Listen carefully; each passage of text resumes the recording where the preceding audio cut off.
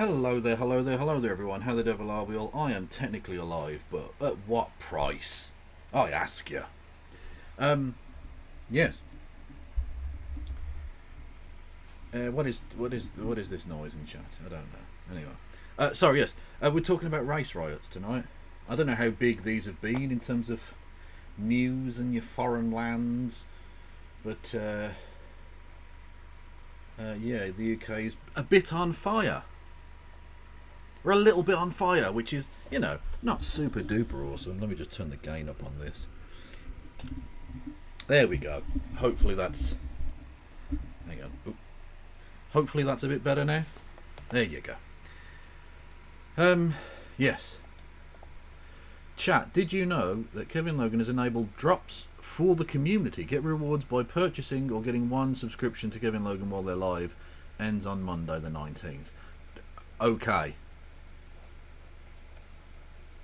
Apparently that's a thing. I didn't even realise I'd enabled that. But apparently that is a thing. So if you wanted to give me money, that's a thing. Technically. Although I can't describe to you in any way what that means. Elon has said it will lead to a civil war. Elon's about to lose custody of his kids, so I don't really give two fucks what that clown has to say. England is on fire, so let's toast some marshmallows. Well, I do live here, so it's probably I'm not super chill about the entire, country being on fire sort of deal. It's not my bag. Good, isn't it? It's lovely and warm, yeah. Yeah. Could have done with this during the winter, really. Anyway, how have you been, Helena? I've been fine. The country, not so much. No, the country has been a little bit shit. Are we in a civil war? Is that a thing? Hello? Yeah. Not better place to magic. Hello, can you hear me now? Well, you cut out there slightly. I can't help but feel there was... cut out. Interference. Elon getting to us. Clearly so. It's Musk running the internet. Yeah. Yes. Oh no, I was just asking, are we in a civil war? I don't think so. Because no, it was civil war if there was two sides fighting. What we actually have is this is a minority. It's worth pointing out these people are not the majority. These people are a minority. They're just a very loud and vocal one. At this point, right? They are a minority overall. Hence why the cleanup efforts and the counter protests have been so large in response, because they are a minority. Undoubtedly, I think in terms of the numbers. But when you say that there isn't two sides here, understandably, I don't know whether to take the group Muslim Defence League that seriously, but there are groups of young lads who quite rightly are defending their communities, which there's a difference I think there's a difference between them standing in the way and trying to outnumber people. Oh no, I'm not. Two sides actually fighting each other. Well, I'm not exactly. I'm not trying to draw any kind of comparison either on a moral or even practical level. But I am suggesting that there are sides for me.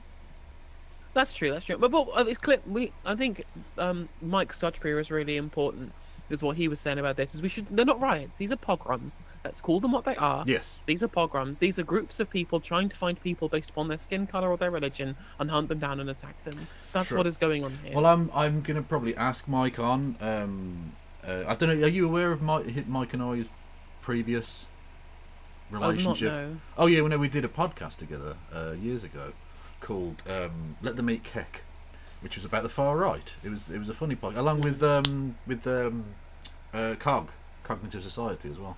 It was nice. Yeah, absolutely. And that got shut down because, ironically, Tommy Robinson and his crew ran him and his family out of the country. So that. There you go. Look, this is what the Kekistan stuff was always leading up to. This is where they were putting in the feelers, getting in with the crowd of the lonely little gamer bros. Exactly. Yeah. No. Absolutely. Yeah. No. This is definitely reverberations from the fucking Gamergate days, even. Yeah. This was the Steve Bannon plan all along. Yeah.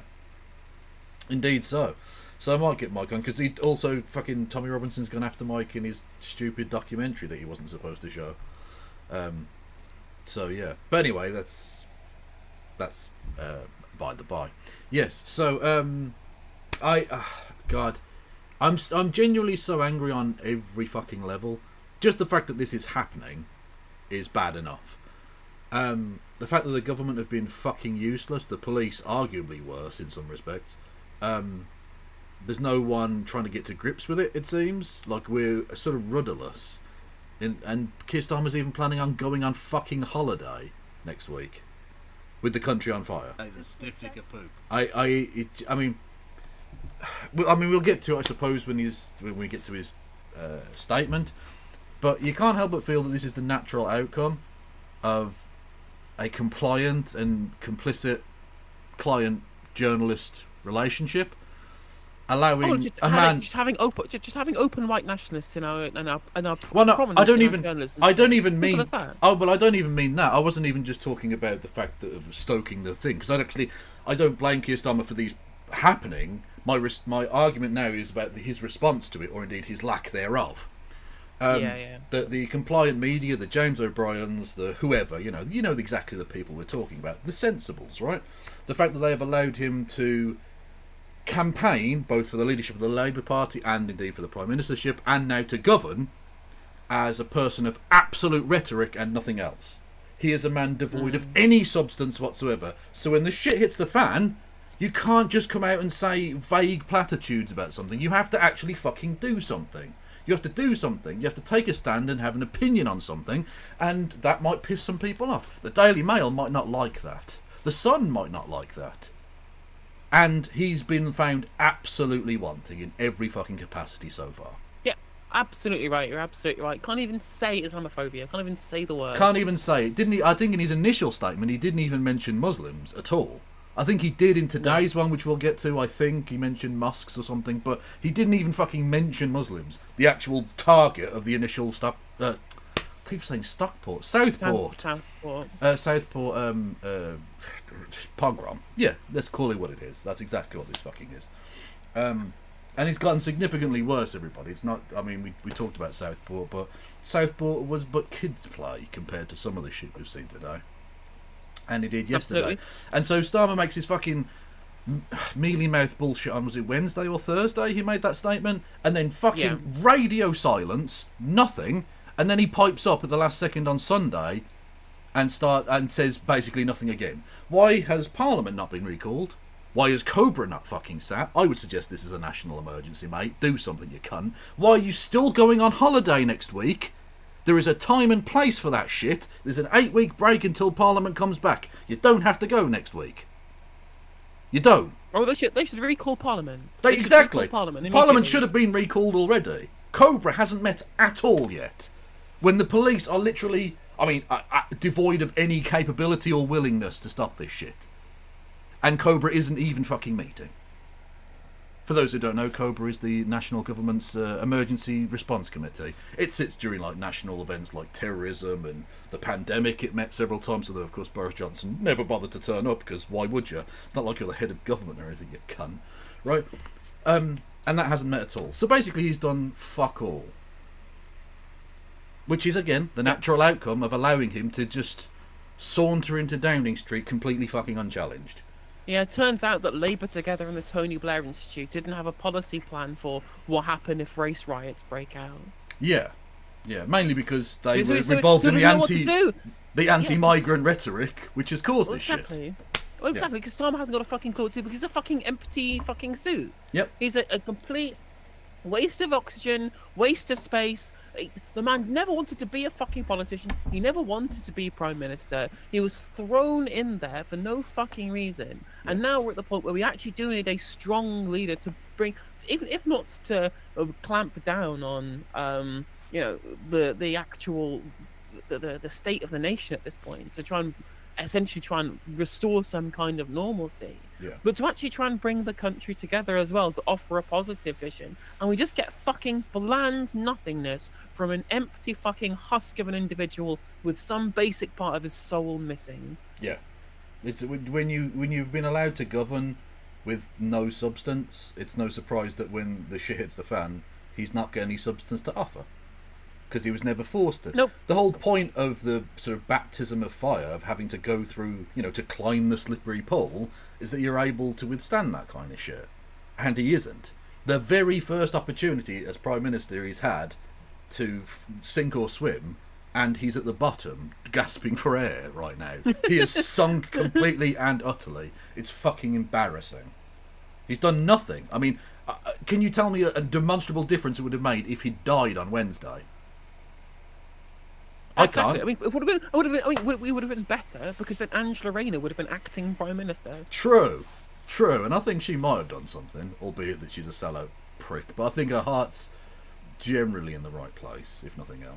Anyway, thank you, Rohan. Yeah, that's certainly closer to the right place than Starmer anyway. I would, yes. And she wanted to be a politician, so yeah, she wanted to be in this position. And I think as a trade unionist, she's aware of the kind of threat that fascism poses. I think in a way that Keir Starmer, as a man who's defended terrorists, probably not so much. Again, not that I'm suggesting he shouldn't have defended those people, because that's the way the law works. Anyway, thank you, Rohak, for a message effect, which is a way you can give me money. I noticed that the headlines keep saying protests rather than riots. It's like flipping the Palestine protests. The media's bias is clear. Yeah, exactly. Yeah. It's interesting now that Muslims have started to fight back. The media have discovered the word mob, which they haven't been using about these white lads. Weird, isn't it? Funny. I saw someone on BBC describe it as a pro-Britain protest, and I'm like, excuse me, you fucking what? Like, I don't like Britain, and I would not describe Britain as being that shit that would be a pro-Britain protest. Yeah, exactly. I'm going to be pro-Britain by smashing up like shoe factory. I'm not entirely sure how stealing a tray of cold Greg's steak bakes helps the families of those 3 kids that were killed. I mean, because I think a lot of people out there probably aren't even people who are part of the organisation. Just things are kicking off and. Oh yeah, of course, people jump on a bandwagon. Chance to get a free iPhone. Fuck it. I mean, it's also a chance to get a criminal record unlocked away, you daft bastards. You're not even wearing fucking face coverings. Cameras are everywhere. Anyway, amateur rioting. I'm not suggesting, by the way, that there are good ways to riot. I am merely suggesting, if one were to engage in criminality, you think you'd at least try and cover your tracks a bit. Literally videoing each other, and just like a moment from The Simpsons. Videotaping this crime spree was the best idea we ever had. Literally true. Right. True. I mean, I've bookmarked so many things. It's ridiculous. Good, because I haven't bookmarked anything. Oh wow! I'm glad that you're prepared for this stuff. Well, prepared is one way of putting it. I've just bookmarked everything, so we've just got some things from various places. There's no rhyme or reason to it other than chronologically, it was the thing I came upon first. That's deal. Fair enough. Also, thank you, Jack Meller, for the $4.99. Breaking fake news: Tommy Robinson's pogroms take us on the doomsday clock from 90 seconds to 89 seconds to midnight. I mean, definitely seems like it. And thank you, Sergey, for the 5 gifted members. Well, on the Tommy Robinson front, he's now annoyed that his family have been doxxed because, whilst inspiring a pogrom and being on the run from the British law, he was in Cyprus on holiday, from his holiday that he lives on in Spain. Which is interesting. Because of course, it should be Cyprus for the Cypriots, surely. Sure. Why are the Cypriots dealing with this alien culture coming in and diluting? Should it be Cypriots first? True, indeed. Yes, make Cyprus great again. They need to build a wall around Cyprus to keep tiny fascists out. I know, anyway. But then how would they get how would they load on all of the goods bound to Israel from the west? Also true. Yeah. Oh, crazy. Yeah, they'll have to build some sort of, I don't know, tunnel or something. I don't know. We'll work it out. Anyway, so yeah, and I did have to just tweet at Mike Suchbury, again, having been doxxed by Tommy Robinson and driven out of the country. I just tweeted at him, my apologies to Karma. I was not familiar with your game. And I think that's righteous. Anyway, little thing aside. So, yeah, I suppose content warning. There's nothing too bad in this, but there is some violence and a little bit of blood as we go along. But I didn't bookmark any of the really bad shit because TOS.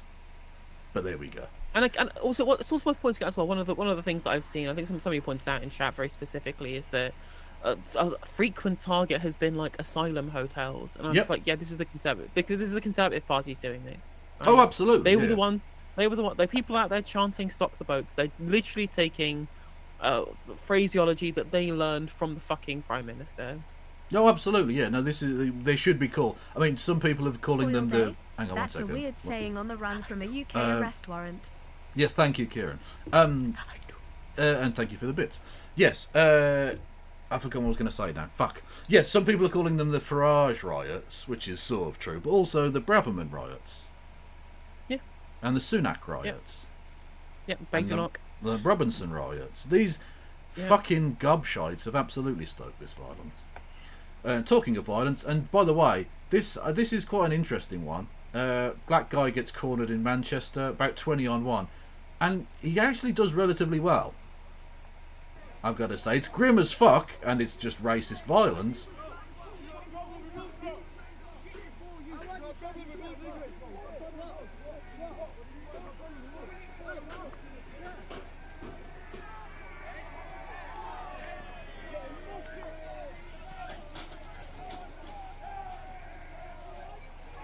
It's just gross. But look, he keeps fucking going for him.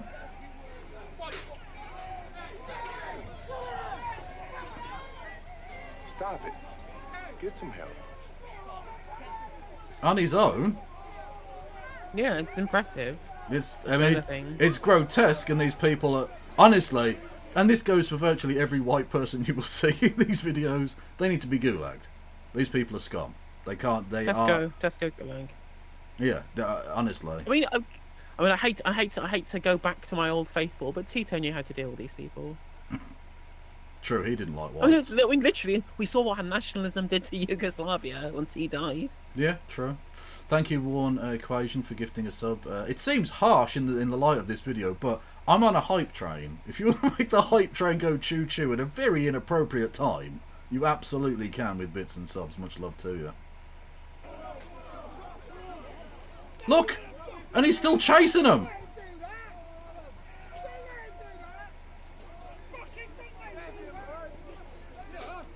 He's still having a go, the lad. He's chasing him down. I'll give him that. Well, I would like to point out we do not condone violence on the No Justice MTG stream. Well, that was not violent. That was self-defense. True, it was self-defense, yeah. That's absolutely fine. We condemn the white people who were kicking fuck out of him for no reason. Yeah. That's bad. True. But him chasing down and getting a few fucking licks in himself, good luck. Yes, Liverpool. That's disappointing. Even if a lot of them are from out of town. Liverpool's pretty based usually, but this is... It's worrying. Well, I'm pretty sure there was a lot of counter-protesters. No, there were, but that's a pretty significant group of fascist scumfucks. That's not a small number of people there.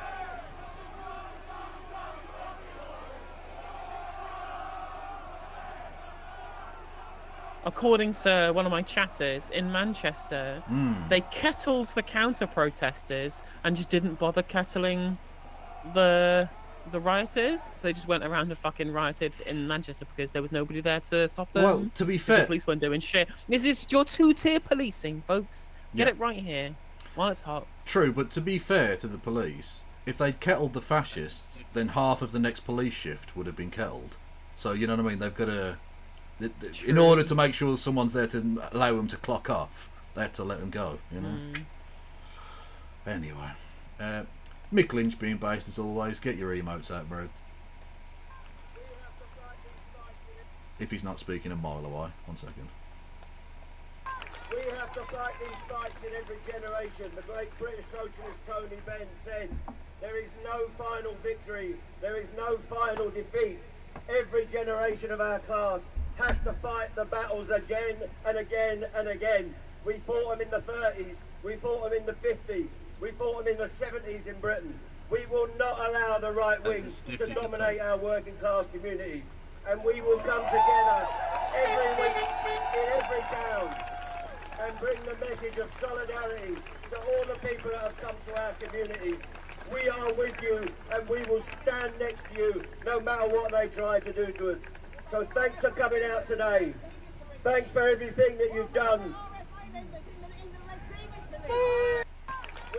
Good lad. Absolutely, absolutely. I mean, this is he's the kind of person we actually need leading this fucking country. Yeah, absolutely.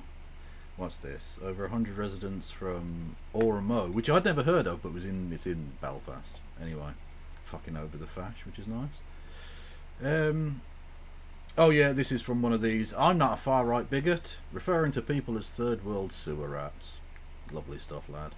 Well, the thing is, what's frustrating as well is that I feel like we've seen a lot of people deliberately trying to find people like this who say, "Oh, I'm not far right, whatever," and yet they always seem to do the ones who come from kind of poorer backgrounds. Yeah, the amount of people I've seen on like the far right thugs unite hashtag that's been going on, or the amount of fucking posho double-barreled surname pricks that have been on there, absolutely. And again, rather than getting angry at them, just mock them. Yeah. Like, your name is fucking Bentley Astor. Like, you don't have a real fucking name. Go back to whatever fucking anachronistic. Yeah. Well, exactly. Well, look, I can't stand it when they'll talk down, because they actually are part of the problem without even realising it. That they're going about how all these people are thick and uneducated. I'm sorry, I come from a place where a lot of people are thick and uneducated, and I say that with no compunction whatsoever. I do. That is I'm from the working class area of Birmingham, right? Or one of the working class areas of Birmingham. I grew up there, and I am a part of it. I know a lot of people who are thick cunts, who aren't fascists. A lot of people who don't even fucking barely read and write, who aren't fascists.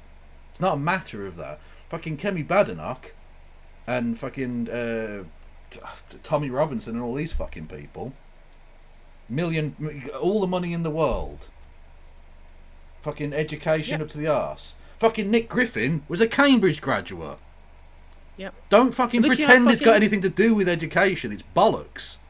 Exactly, 100%. And we literally had the Shadow Secretary of State for Wales. I think he's in the House of Lords because they have enough members of the Commons to be able to fill all the positions on the shadow benches. Actually fucking justifying the riots, right?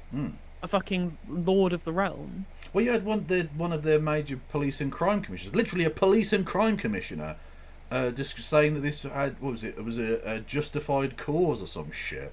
The fuck? You're a police and crime commissioner. Imagine her sitting down with a fucking, I don't know, inspector general or something, going like, and them having to take that person seriously.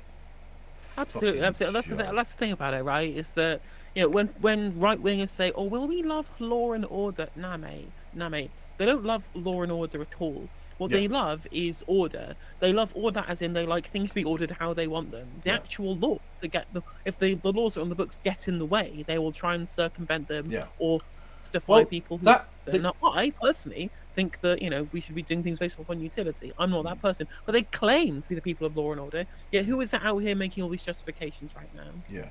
Well, for me, the Americans have got it perfect, right? The Gadsden flag, the "Don't tread on me" with the snake, is perfect for that mindset. It's absolutely perfect because it's literally "Don't tread on me." You can tread on everyone else, especially people I don't like. I actively approve of you treading very forcefully and hard in steel toe-capped fucking boots with studs on them on people I don't like. Just don't tread on me specifically. Yeah. And that is the mindset. These laws are for like poor people. These are for urban types. They're not for me in the country, me in the fucking in the shires. No. Yeah. Me in the suburbs. In Surrey, Yeah, no. That's not what the law's for. Anyway, execute the gammon, drown fascists, disavow. Absolutely disavow. That is violence. And we abhor violence, do we not? Absolutely. It's true. We should definitely don't do any kind of violence at all. Make sure they go through a definitely 100% legitimate trial and then send them into an island in the Mediterranean. I agree. That's definitely how we should. Absolutely. This is perfectly legitimate. Yeah. We can't really play the audio for this one because use of the P word. Anyway, they pulled a brown person out of a car and they were shouting "kill him" in Hull, which is. But yeah, no, these just save the kids protests. They're just worried about the lives of innocent children. Of course, they weren't worried about Brianna Jai, and they weren't worried about any of the other children that have died. Just the specific ones that they had a made-up Muslim to blame for, who then didn't exist, right? Yeah. yeah. It's Again, definitely, bear definitely that in some mind. genuine concerns about the lives of children, and not indeed racism. Yeah, and bear that in mind, right? This was all stoked by a full story of a Muslim doing. Not that it would be ridiculous, it would be okay even if it were a Muslim who'd done it, but it wasn't. So when they say we need to listen to these people's concerns, what the fuck are their concerns exactly? What are they calling for? Because it's already illegal. It's already illegal to stab kids. Like, that's already against the law. The person who did the stabbing is in jail and won't get out of jail for a very long time, if ever. So that's not a problem. That's already illegal. What are you calling for? Oh, you just don't like brown people. Oh, well, get fucked then. Pricks. This was Liverpool. Now, again, I'm not a massive fan of the police, but I can't help but feel he's a little bit outnumbered. I don't know that there's literally one dude there. What the fuck is... The police have totally lost control of major cities. I mean, when these kind of things happen, the number of citizens usually does outnumber the number of police, right? Yeah. But even so, they feel like that they've really kind of done a number on him. Just go like, yeah, mate, on your own. There you go. You'll be fine. Yeah. First day at work. Yeah, and he lost his bike. Yeah. Yeah, again, shouting P words out, and trying to break into... I don't even know what store that is. It doesn't really matter. I don't know how this is going to help the women and girls situation, but all of the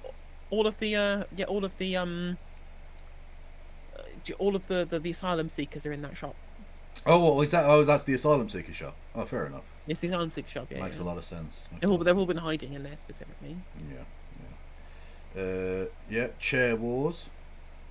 Apparently in Blackpool. So yet another major. Yeah, they decided to go and do their pogroms in Blackpool during Rebellion Festival. Yes. That wasn't going to go well. Yeah, so lots of punks were not massively on board with that sitch, not surprisingly. No. So they got run out of town, and not surprisingly, they didn't turn up in Birmingham either, because that happened before, lads. When the EDL tried it 20 years ago, and you got fucking ran out, and several of you got carved up, you pricks.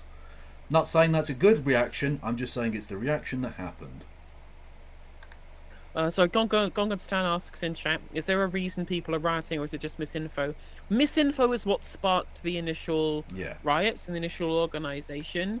But broadly, it's just like anti-migrant sentiment. Like, they want people to be removed from the country. I mean, literally, we saw graffiti saying "White Britons first," for example, and send them back. That's what they want. Yeah. And several hotels with migrants in them have been attacked. And it's really important people understand this as well. The hotels have asylum seekers in them. The reason why they have asylum seekers in them is because the Conservative government cut all of the people who were there to actually do the processing for people who had asylum claims. So they were stuck in limbo forever. They had nowhere to put them, so were quote unquote forced to put them up in hotels, even though we could have just processed them by having actual ways of getting them through this, by having enough caseworkers, for example. Indeed. And of course, they've got all these asylum seekers they need to put up in hotels they don't know what to do with. What do they do with them? Oh yeah, are they putting them into hotels in Kensington? Are they putting them into hotels in Knightsbridge? Are they putting them into hotels in Saffron Walden? Are they putting into hotels in like the home counties in Surrey and Buckinghamshire? No, they're putting them in already stretched and already disadvantaged and already stripped away communities to deliberately to stoke these tensions. This was a deliberate plan from the Conservative Party to get us to this point for naked electoral gain. I don't even think they were doing it because they necessarily wanted to start race riots.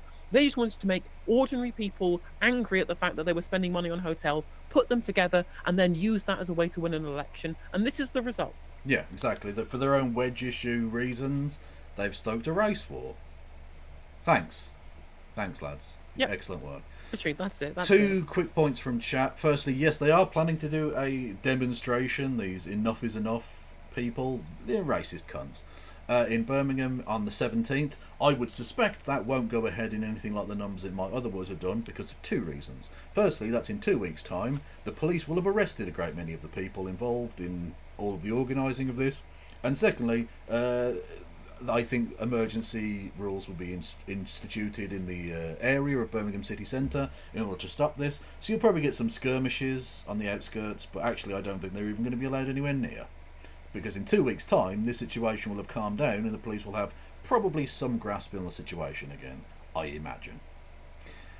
They didn't strike while the iron was hot, and in the case of Birmingham, they might have gotten away with one there because the young Asian lads would have absolutely fucking chopped them up. Again, not saying that's an adequate response, I'm saying it is a response that would have happened. Anyway, this lovely Nazi was out in, I think, Stoke-on-Trent. Yes, Craig Miller, Stoke-on-Trent, no fixed abode. Was arrested in Sunderland. So again, real local there. Fucking Stoke and Sunderland, you twats. Nazi tattoos and all of that. It's interesting that you have a Nazi tattoo right next to a British flag. That's an interesting one. Yeah, it's really weird how they just don't realise what sides were fighting for what in the Second World War. I don't think you get to both sides, D-Day. I don't think you can really... you can't really fence it on that one, lads. You really do have to pick a side. True. Latest from Sunderland. There's some... there are some people. There are some creatures involved. What's happening, right? I don't agree with it, mate. Statues. Fucking... It's all over, mate. Yeah. The racism's coming back, mate, because of the fucking BH mem. What's happening? I don't know what he... Statues and BH mem. What the fuck does that mean? Is that a cry for help? It's Islamic ray guns. It's Islamic ray guns. It really is. It really is. Part 2. Yeah. God almighty. What the hell? Oh, Jamie, play it again. I want to try and figure out what he's trying to say. Yeah. Oh, hang on. No. Get back. Right. So I think the statues, I think, has got to do with maybe like the Colston thing, or something, or when they like the Churchill statue during like the something like the BLM protest. But like even then, like they were throwing fucking flares at the Winston Churchill statue during one of the riots on Saturday. Yeah. Or Friday, I think it was. Like, what? Like, you don't see it clearly. Don't care about statues. But also, when I said people in like the rich parts of the country, or whatever, the people from like these kind of posh or establishment backgrounds are viewing this stuff, there is literally a think tank called Save Our Statues. Does anybody want to take a guess at which address this think tank is registered to? Is it a street rhyming with Fluffton? It could well be. Yeah, literally wow. the same. It's a Tufton Street think tank, and again, just to try and make people think the statues are somehow like fucking under attack. Oh, oh my god, this pair.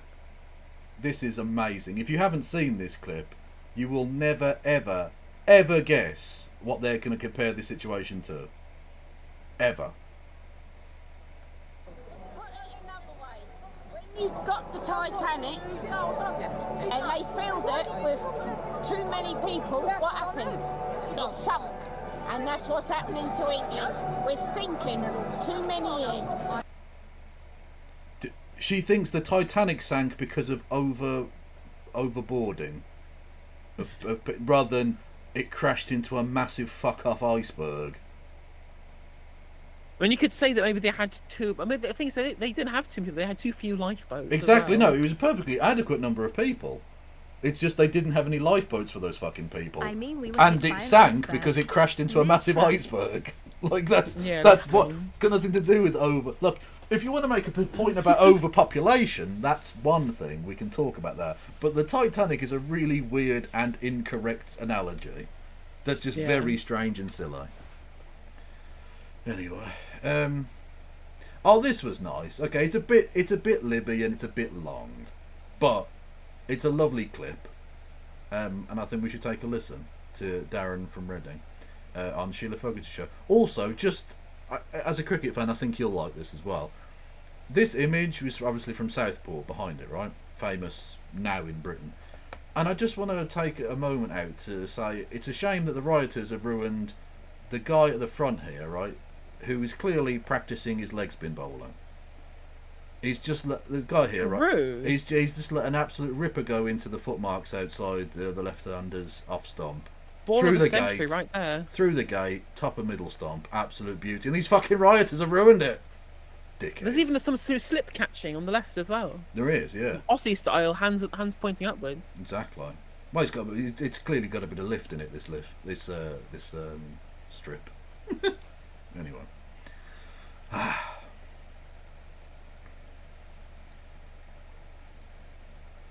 Is it playing? Come on now.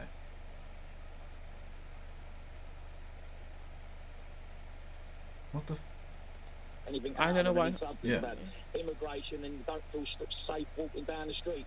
So I'll tell you about my experience of immigration, because all this nonsense, I don't see it. I'm 55. I've been a doorman for 20 years in my community. I look like a doorman. I know what I look like. But I'll tell you now, you have to make adjustments. Of course you do, to people that may be different, maybe have come from a different world. You do make adjustments. Like I sometimes when I walk down the street, I'll see some Asian women, some Muslim women, and they're a bit nervous because the way I look. So I deliberately give them a nice big smile. I'll say to them, "Good morning, young ladies, how are you?" Just to make them at ease. Yeah. But I'll tell you my experience of immigration. I'm 55. Now, I remember when I was a young nipper in the 80s, because this is the language I'm hearing. I haven't heard, well, I did start hearing it with the Brexit thing, but since the 80s. And this is my experience. See, my experience is this. In the 80s, the Jamaicans and the Bajans and all the West Indians and who I went to school with and their mums and dads had come over in the 60s, and they were our bus drivers and our nurses, and look at, they're part of our community now, and we're proud, and they're proud. You see them wearing England tops, in the 80s they supported West Indies. Today, cricketers, they all support the England team because they see themselves in the England team. So that's a fantastic. So my experience is, for Saturday night, I go for a nice Indian curry on a Friday. I have a kebab on the way home. I have culture, I have colour, I've learned things around the world, music. They've enriched my life, my community. When I say my people, because I love my country and I love my people, I'm talking about the people. Doesn't matter what colour, creed, religion you are. If you live in my community, if you're in this country, you are my people. We are together. And you're right. Where you see it, you've got to call it out. I remember with the Brexit kicking off, I went for an Indian meal, I come out, and the first time I've heard it in 25 years, and the guy said to me, "I won't go in there, mate, buying that and there." I won't say exactly what he said, and I'll give it to him. I'll give him the verbals, and he got a shock of his life. And we are being told, and what upsets me more, what is really getting on me is, our problems and our daily lives and what we're going through has nothing to do with immigration. But the politicians they'll tell you that it is, especially one in particular. He'll tell you that the reason you've got problems with this, the NHS, that, you can't pay your bills, you can't do, is because of the people coming on the boats. And it's nonsense. It's absolute nonsense. We're together. We need to stick together. I'll tell you again another experience of my immigration. The Jubilee, God bless her soul, our dear Queen. On her Jubilee, I went to... Like I say, a bit shit-lib. We don't co-sign that. Right. But I mean, there are plenty of people out there who, we are clearly in the minority. I think he speaks of the majority in the UK. Oh yeah, absolutely. I mean, how long was the line? Look, it was a 48-hour wait at one point. It was ridiculous. Absolutely. Well, except if you're Holly Willoughby. Yeah, it was Mornhub. It really was. Yeah, fucking Philip Schofield when he in between his nonsense activities, allegedly.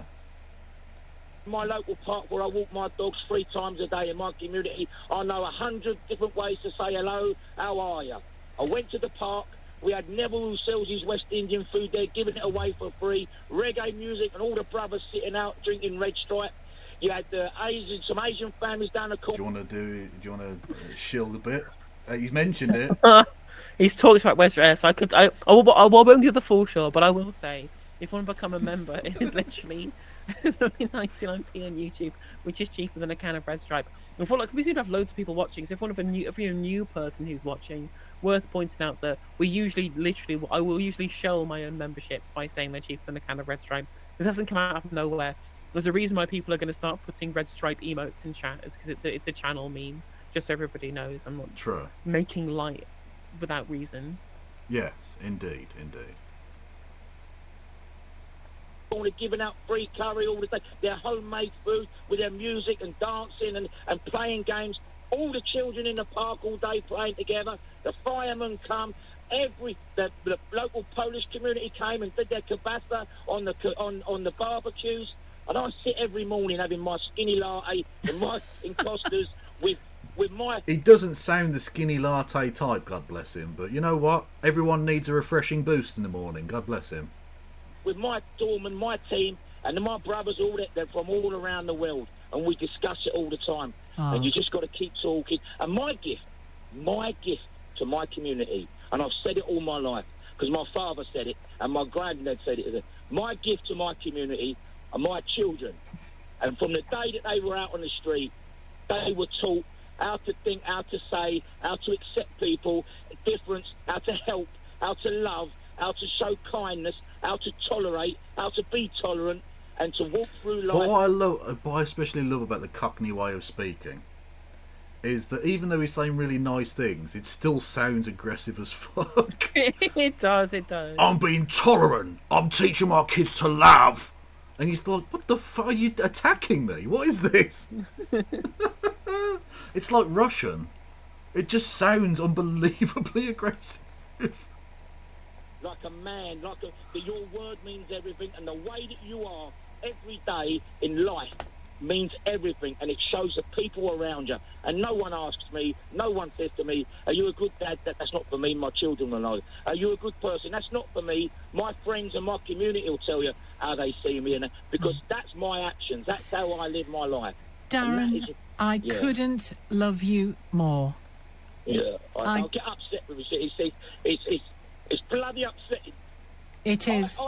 It's upsetting. I in the 80s, my best mate, Tom, God bless his soul, he a West Indian fella, and I got a job, odd carrier. I was an odd carrier. I'll never forget this. I was an odd carrier. We went up there. It was £100 a day. It was big money in them days. And the geezers gave me a job. Anyway, they said to me later in the day, have you got anyone else you know, Darren? And Thomas was like a brick door, he was. And I said, I haven't got my mate. He said, bring him tomorrow. I said, all right. On the way home, normal, some racial jokes, blah, blah. What's your mate? I said, yeah, he's massive. Oh, yeah, well, long he ain't black, that's when it's... Well, my heart sunk, so I got out. I said, well, he is actually. And I could tell, I could hear the silence. And I got out. Anyway, I phoned my mate. I said, Tom, because there was no mobiles in them days. Tom, get over in the morning. Mum will make you some breakfast. I've got a job for you. £100. Boom, he was there in the morning. We went to the job. You could see the looks on her face. At 10 o'clock in the morning, first cup of tea, Jesus come to me, he said to me, "There's Dale, your mate." He said, he wasn't even man enough to say it himself. He said, your mate, he said, we don't really need, we're busy. I knew what he was doing. Yeah. He said, so he's off. He said, you tell him we don't need him.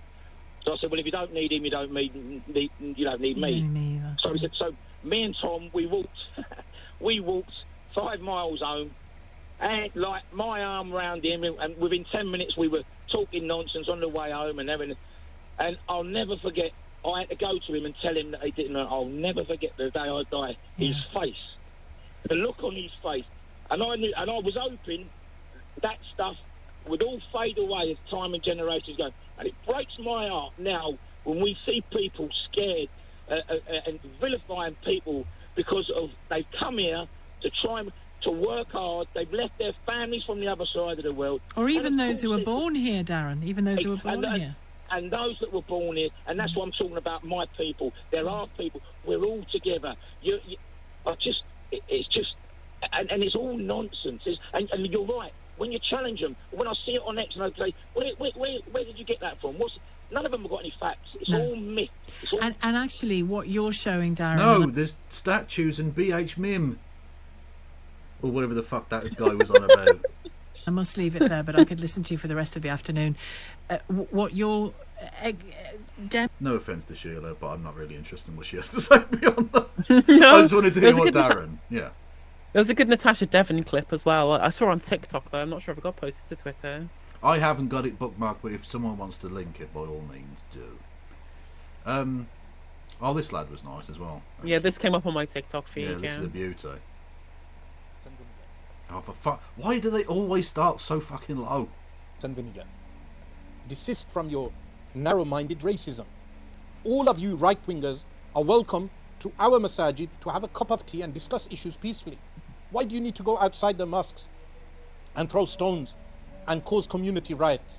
You're welcome to have a cup of tea an English cup of tea. Remember, cups of tea were founded during the British. They was trying to say BLM. Of course he was. Oh, for fuck's sake, why didn't that immediately come to mind? BHMIM. He was close enough, I guess. There you go. Yeah. British Indian Raj, when you occupied the land of our forefathers, we gave you tea and we offer you... Right. And we built a railway. So we'll call it even. And we'll leave it there. So we're cool, right? Yeah, we're good. Yeah. Did someone say Amritsar? I didn't hear him. You tea and peace and comfort and come and discuss with us in the masjid. You can come to the mosque. Tommy Robinson, you can come to the mosque. Have a good cup of tea. To be fair, he can't, because as soon as he lands, he will be arrested.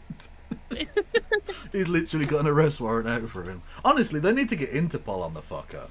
Really. True. We make better tea than you would have ever tasted. And then discuss the issue. Okay, see, that's just... Honestly, having a go at people's tea is not calming the situation down, lad. That's how you start race wars with them. Why do you have to resort to violence? Why do you have to resort to hatred? Someone states to me that many of the far right are scared of mosques, or the people who are inside of mosques. This is a message to the far right. Do not be scared of our mosques. Do not be scared of us. You are welcome to come to our mosques to have a cup of tea. I personally will make the tea for you. Don't worry, it won't be poisoned. We give you good tea. We'll give you good kebabs. We'll give you good... Okay. I didn't think it was going to be poisoned. But you've now put that idea in my head. And then my head. Things, but I did keep seeing. So the Nazis are all over Twitter at the moment, but I did see people say like, well, you've traded in having kebabs for destroying our own country, and I'm just like, what? Why do you think that this necessarily means that the country is destroyed? In fact, as immigration, they was essentially will cite this idea that it's this criminality problem, and yet, as immigration increased, say for example under the Blair administration, crime went down. Yeah. I know correlation doesn't necessarily equal causation, but if immigrants really caused lots of crime, that literally could not happen. Yeah. Unless, of course, all the non-immigrants just immediately stopped committing all of their crimes, like it was like off a cliff edge. Yeah, and like it's a bit difficult to take that argument seriously when we're literally seeing loads of white people burning shit down. Like, I mean, unless all of those people are Polish and therefore immigrants, which they're definitely not. There's a lot of quote unquote indigenous crime taking place right now. Samosas, Tommy Robinson, come and have tea with us. Discuss it. Let's talk it out. Send your high-profile intellectual members of EDL. Have an intellectual discussion. Point out to us what you think is wrong with Islam, and we will demonstrate to you that our religion is not a religion of violence. Our religion is not a religion that goes against coexistence. We have a 1400-year history and civilization. So you are welcome to our mosques, but in a peaceful manner. You do not need to throw bricks. You do not need to resort to violence. You can come and sit down, bring 100 EDL members to have tea. We'll serve them all from our kitchens. And remember, our kitchens serve real working class English people. Many of our mosques have fridges where working class people can have free food. There are many mosques that have this initiative across the UK. So stop misinforming. Literally true. When I was at uni, I didn't even know this when I went there, even though I grew up in a city with fucking million Muslims in it. Yeah, we were quite poor, because like the old days of getting a grant and getting free education, that was long gone. So we didn't have a lot of money, and we loved to save it for booze. So the Muslims were like, you should come to the mosque, you get free dinner. And I was like, they're going to give me a free dinner? I'm obviously not a Muslim. Like, I know I've got the beard and everything, but like, I'm clearly not a Muslim. No, like, no, it's fine. You can come out. Well, the charitable actions are part, like the 5 pillars or some shit. Yeah, exactly. Right? And they were like, no, they give out free food, like to basically anyone. And there were like students and homeless and all sorts. And I was like, I've never once seen a fucking church do this shit. I've seen churches do this. I've seen this church do this type, and I just have plenty of time. But like, regardless, it just shows you that, you know, this shouldn't be some kind of fucking race war or religious war. Yeah, exactly. There is more that unites us than divides us at the end of the day. Exactly. I need the loose. English people who have no knowledge of our Islam or have zero interaction with us. There are many homeless people in our cities who will vouch for the Muslims and the Sikhs and the Christians that provide them with food on a weekly basis. English people, Irish people, Scottish people. So stop this false propaganda within the United Kingdom. True. Also, speaking of based as fuck Muslims, Sister Rose in chat, let's fucking go. Also, isn't it dope to see Ireland doing so well at the Olympics? Fuck yes. Anyway, yes, someone pointed this out to me. This is a nice one. So, trending on Twitter. Firstly, I love the fact that they can't spell Kia, right? So there's Kia with IE and Kia with EI, right? Lovely. But also your hashtag Starmer out. Now, the people tweeting hashtag Starmer out are just dickheads who would have called for him as soon as he became Prime Minister to get rid. They're not like legitimate people, frankly, as far as I am concerned, largely speaking. But I will make this point. Actually, I'm not even sharing this with. I keep forgetting when she goes to the toilet. I still need to reshare with the people on her end of the fucking thing. Anyway, there we go. So, I think, I actually do think in a sane political system where we weren't ruled by political lightweight fucking knobs like Keir Starmer, like fucking Tinchy former Prime Minister, like all of these fucking arseholes, they're all pathetic. Starmer should step down in any normal situation. He has absolutely abrogated his duty to the public safety in the last 5 days now. Yeah, nearly a week. He's done fuck all as this country has burned. That should be a resigning matter. It won't be. I don't think for a second it will be. I'm not saying a lot. That's not a prediction. It's a statement that in any good political functioning system, he would have been driven out by this because he's clearly not up to the fucking task. If you remember Gordon Brown, when the first week he took over, there was a terrorist attack in London. There was a car bomb, if people remember that. Oh yeah, I remember that. And he handled that with aplomb. And that showed that regardless of whether you liked his politics or not, and I certainly have many criticisms of the man, he was a person of enough substance to be in that position. He was a man who was in control of the situation, who held a certain prestige and was able to calm the country in a certain way. Keir Starmer is not fit to lace his boots, to use the football analogy. No, exactly. I mean, again, Gordon Brown wanted to be where he was. In fact, he wanted to be there for quite a long time, actually. Sitting around waiting in the wings for Tony Blair to hang his boots up, to use another football analogy. Indeed. And so he actually had the desire to be somebody who would know what to do, who would have a plan for these things, who could act like a statesman. Yeah, Keir Starmer is just not the man for the job. Just absolutely disappeared. The problem, of course, is if Keir Starmer did step down, he'd get replaced by fucking Wes Streeting. True. Well, actually, Wes Streeting would have been the prime example I should have used as a political lightweight. Yes, and just these absolute fucking mutants that run the place. Yeah. It's embarrassing. Yeah. And it's just absolute paralysis where we need decisive action, even if it was just action that wasn't very effective. The fact that you have a government trying to do some shit, that's why you hold a Cobra meeting in some respects, to make people think that the government give a fuck, at least. Now, obviously there are practical implications to it as well, but you make the announcement, you say, we are holding a Cobra meeting, we are in fucking control here. We know what we're doing, we're going to do the thing. And that actually reassures tens of millions of people, presumably. Or potentially, I should say. And he's just like, nah, fuck it, I was too busy packing. I'm going on holiday next week, fuck yous. It's tragic. It really is. That's another angle of the cop in, was it Liverpool? Getting fucked up.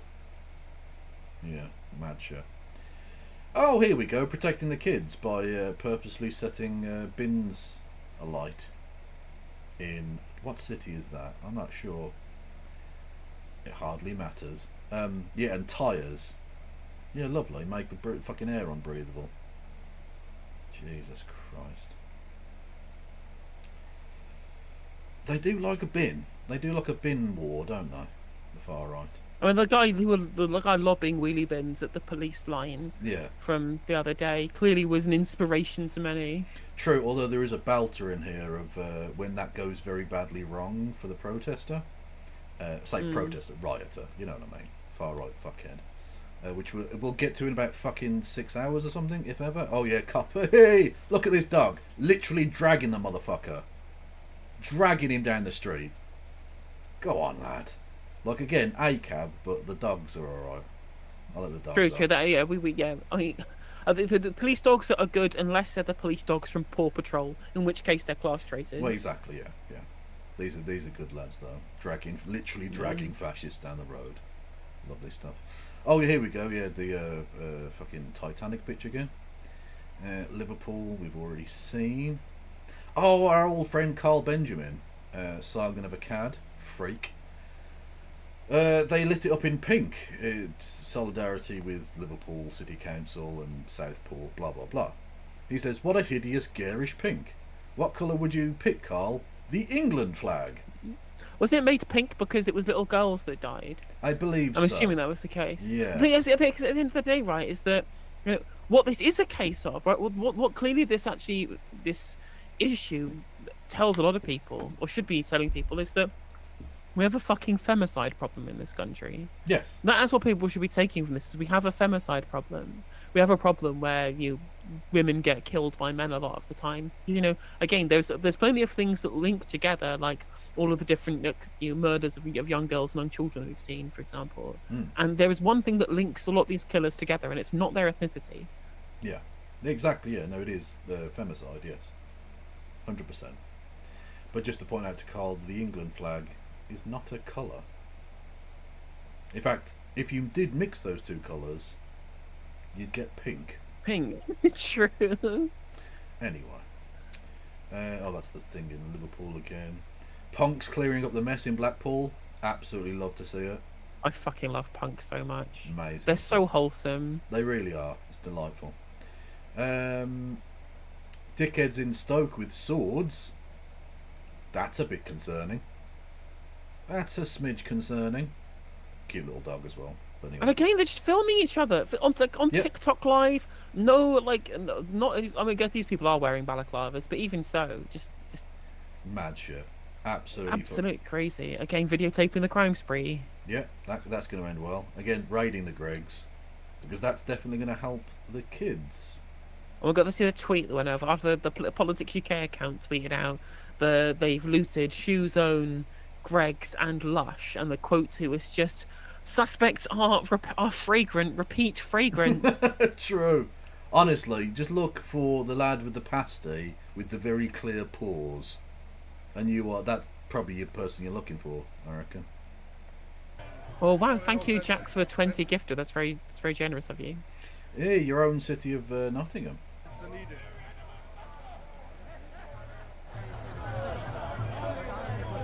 Dentists, get down here. You make a killing. Trust me. I mean, that's sort of true. That's sort of true with everywhere, though. I think, isn't it? I was going to say, like, yeah, probably the thing you shouldn't be mocking people for is the fact that the state have absolutely stripped away all dental provision for everybody who doesn't live in the home counties. True. So again, yeah, in many places, the fash were outnumbered, which is good. Bristol showing strong again. Always good to say. I don't think they're waving to friends. No, exactly. It's crazy. Like, they'll just keep saying, "No, this is just legitimate concerns about, house prices or the public services because of immigration." No, these people are just fascists and Nazis. As simple as that. Yeah. Burnt a shoe zone. Like, I mean, at least all the people who work there will go, "Great, I don't have to go and work at Shoe Zone tomorrow." That's true. That is true. Although, like, it's pretty grotty that you're going after a shoe zone. Like, shoe zone... Right, okay. All looting is bad. We condemn all looting. I'm just suggesting there is a financial... It's understandable to loot, like, an Apple store. Those are high-valued items. It makes financial sense if one is to commit crimes, which one should not. That's the way you'd go with it. Literally, yeah, there was an O2 store next door. Shoe Zone is pretty low-grade shoes, you know? Also, like, loot. What are you going to get from looting Greggs as well? Like, what are you getting? Like, cold sausage rolls? Do you think they're Literally- keeping the oven on while they've got the shutters down to protect themselves? Well, exactly. Presumably uncooked, because they don't keep Yeah. old stock gets thrown away at the end of the day. So it Yeah. would have been uncooked steak bakes for the next day. Oh, it really is the Basmati Bandit of 2024. It's ridiculous. It's ridiculous. Yeah. I mean, for Fucking people who mad. don't know, by the way, the Basmati Bandit was a guy who, during the London riots in 2011, literally fucking went around social media with a photo of himself with a massive bag of Tesco value Basmati rice that he'd stolen during the riots that he'd looted. Not just any old rice, Tesco value. Like, I'm going to be looting this shop, right? But I'm only going to loot something that I know Tesco not going to mind losing from their inventory. Exactly. I don't want the name brand stuff. Okay, just give me. I don't want Uncle. Find the picture, Kev. Find the picture, Kev. It's too funny. I don't want Uncle Ben's. Okay, no, fuck that. Sherman's. No. Basmati Bandit. And I guess again, actually, I think Buttstock makes a really good point in chat. I mean, like, with a weird name, of course, but even so, like, the shoe center is a place where literally the poorest people go to buy like shoes for their kids or old people on limited pensions, right? This is like the key place where people will need to be able to shop because some people can only afford to shop there, and now where are they going to get their fucking shoes? Yeah. So here he is. Citizens Advice Bureau getting burned down. Yeah, in Liverpool. Yeah. Fucking mad. Right next to a police station as well. There he is. Boom. Value bag of Tesco own brand basmati rice. And he's doing the gun thing next to it. Like, I love it. It's the most gangster shit ever. Honestly, beautiful. What a contribution to society. Fucking hell.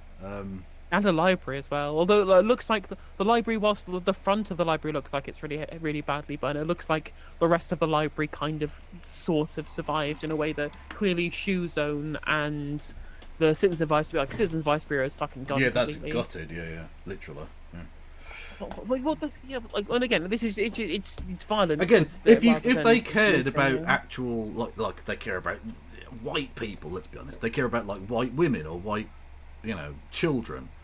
Who do you think the Citizens Advice Bureau mostly fucking aids? It's the majority poor population of the country, which is largely white people, battered women, just like every demographic in this country is largely white people because the population is largely white people. Yep. So if they gave a fuck, and we'll get to it, but the place in Middlesbrough that they torched a fucking hotel because they think migrants are there.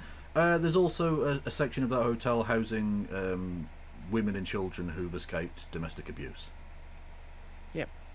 So honestly, anyone involved in that should be charged with attempted murder, unless someone dies, in which case they do get murder. Simple. Apparently, there's the whole Holiday Inn in Tamworth is getting destroyed. Do you have any Twitter links for this? Look, let me search. I don't, but if someone else has that, yeah, that's fucking grim. That's in Dorset.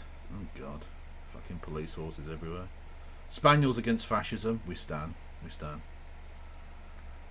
Although spelling is a thing. Just saying. What's this? I don't know, it's a bit boring. No offence, but again, just he's just waving to a friend. Honest, that's just how he waves to people. The friend is just a little bit far away. The friend. Yeah, just sent you. Yeah, just messaged you on Twitter. Oh, sorry. Okay, right. Hang on. I'll do that off screen, just in case any spicy DMs. Absolutely. Not between me and you, just in general. Yeah, all of the Twitter fangirls you've been sexting. Well, no, I mean, look, I've been talking with Mike Stutchbury today, and after all, that is important information that definitely needs to remain.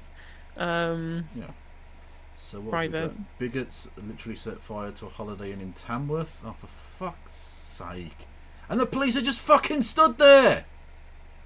Oh, you fucking melters. Hang on a second, I'll put this on the screen for everyone. Apologies. Yeah, I did see that the MP for Tamworth took the side of the rioters. Of course they did. Fucking scum. So again, right. So look, it's bad enough that it's happening, right? We'll wait till the camera pans round. So they set fire to the building, presumably because they think Muslims are there or something. Who knows? Oh, sorry. She said that she said a few days ago the residents of Tamworth want their hotel back, and I'm like, that's not necessarily untrue. Again, for the same reasons why I said, you know, they're holding asylum seekers in hotels in areas that aren't full of rich people for a very specific political reason, and people do want to be able to use their hotel as a hotel rather than being used to house people who should just be given, you know, access to the asylum system. But look, literally a line of police doing fuck all. Literally just stood there as the building next to them is being set alight. What fucking good are you? With people inside. Yeah, what good are you? Fucking stop it. You're literally being paid to keep order, and you're literally letting these people just fucking light the building on fire. What are we fucking paying for? Why are they being paid? You shouldn't be paid your fucking wages. You're not doing your job.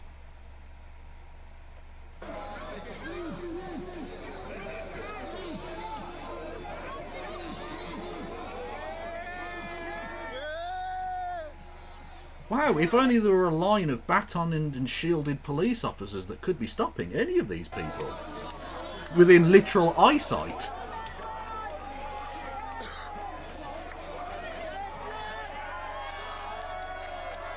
Someone's asking why Jimmy Savile is trending. I'm assuming that Jimmy Savile is trending because other people are saying, well, why weren't you mad at white people because of Jimmy Savile, you know? Oh God! I mean, It makes sense. People keep saying, "Well, Muslims grooming gangs, or whatever." I'm assuming people are immediately saying, "Well, hang on, why aren't you mad about Jimmy Savile?" No one used Jimmy Savile's right. Oh, so it's the Aquila, the famous. Sorry, Carl and Aquila. Yeah, unfortunately, this clip is copyrighted, so you can't watch it on stream. Okay. Was Jimmy Savile an asylum seeker? Was Gary Glitter? Yeah, so it's that. Yeah, it's exactly that. Was Hugh Edwards a Muslim? Was Jimmy Savile? Yeah, exactly. So that's the thing there. Yeah, exactly. So for any Americans watching who don't necessarily know who that was, he was a famous British TV presenter in the 70s and 80s, and he was a very aggressive pederast, and the BBC allowed and covered that shit up for decades. Luckily for society, the key word in that sentence was. Was, yes. Can we get some lols in chat for that motherfucker? Doing backstroke currently in the lake of fire. Absolutely. I wonder what ironic punishment Beelzebub has in store for him. He probably gets him to do the TV, doesn't he? I imagine. Probably. He's probably taken over. I don't know. Yes, so again, this one's a little bit gruesome, but you can't see much. In Stoke, these people have been going fucking crazy, attacking ethnic minorities, and some people have fought back. A brick was thrown, a man lies prone with his head bleeding. That is the inevitable outcome of this. If you turn up to these people's communities, they will fight back. You might be able to pick on the individual one or two because you're nasty little bullies, you freaks. But as communities, they will fight back. So Vicky, we did mention it. Yeah, sorry. Yes. Blackpool. Fucking. I always worry for the horses. They don't need to be like. I feel bad for the horses. Yeah. Because they don't. Like with the dogs, they don't know what the fuck's going on. They're just. They're horses, you know. This has got nothing to do with it, but it is still funny. Poor bloke. Just, nope. Oh, bollocks. Did you see the guy who failed his pole vault because his dick knocked over the bar? Yeah, he failed the pole vault because his pole wouldn't vault. Yeah. Hey! Which is why I'm not at the Olympics as well. True. Just saying. There's your man in Stoke. Absolutely fucked up. Here's the group in. Is this Hull? This one, I think. Yes, Hull. Dragging an ethnic minority from their car and shouting, "Kill them!" As you do. Look at these fucking Maltas. Honest to God. again, the gulag needs to happen. I guess literally, you know, there wasn't a nationalism problem in Yugoslavia from 1945 until 1980, and there's a reason why. Look, again, one black guy on his own, but he's... Look, white people, you're not sending your best, is all I'm saying. Because it's always just one black guy taking on 10 white guys. Do you know what I mean? What's this one from? That's from Bristol. By the way, apologies to everyone if you think I'm just doing like riot porn, but I think it's actually important to see what's going on. So when we say that these are riots, when we say that these are pogroms, that's not hyperbole. That's not us. Yeah, people being dragged out of cars because of their ethnicity, hunting people down, spraying, send them back on people's houses. Literally, a Muslim family just had a bunch of racist graffiti sprayed on the house, like on like the top level as well. Like they were so pre-prepared to daub racist messages on people that they disliked house that they brought a fucking step ladder as their pogrom. Also, thank you Baz Cams for the £10 on the solidarity. We appreciate you here. Again, this is them. Again, it's a pogrom. This is fucking Kristallnacht type shit. They're literally breaking up as an Islamic dawah. They're offering free Qurans. Not forcing anyone to take anything, not trying to impose. Literally just saying, this is the thing we believe. And they smash the shit out of their tent for no reason. Yeah, although the Free Speech Brigade suddenly being very angry at the idea of other people having free speech. Yeah, interesting that, isn't it? What was it about fascists using liberalism's tolerance to destroy liberalism? Exactly, 100%, 100%. Yeah. I mean, literally, and all incredible, all the liberals just sitting there going, "Where has all this barbarism come from?" And I'm like, "Fucking what do you mean?" Well, look, we offered you the socialism in the infamous duality, and you went, "No, it's anti-Semitic." And there we go, exactly. Like the famous Hives song, "I hate to say I told you so." True. Although, to be fair, in most cases, I do love to say I told you so. Not this one's too serious for it, but usually I love it. Yeah, here we go. Rioter is much less gobby as he cries in court after police dog bit his arse. Yep, fair enough. By the way, an even better dog on fascist photo coming up later. This is slightly heartbreaking. Zaf Iqbal, who's a guy from Sunderland, which is a place which unfortunately has seen a great deal of violence in the last couple of days, speaking about his experiences. Very frightening because... Oh, for fuck's sake, it always starts low. You have to turn it the fuck up. Very frightening because you've got a mob attacking a building which is a place of worship. Just the same as a church, a St. Gurdwara, a Hindu temple. It's a building for worship. I've lived my life here. I'm proud of the fact I'm a Macam. Proud I'm English. But, God, I'm very frightening because...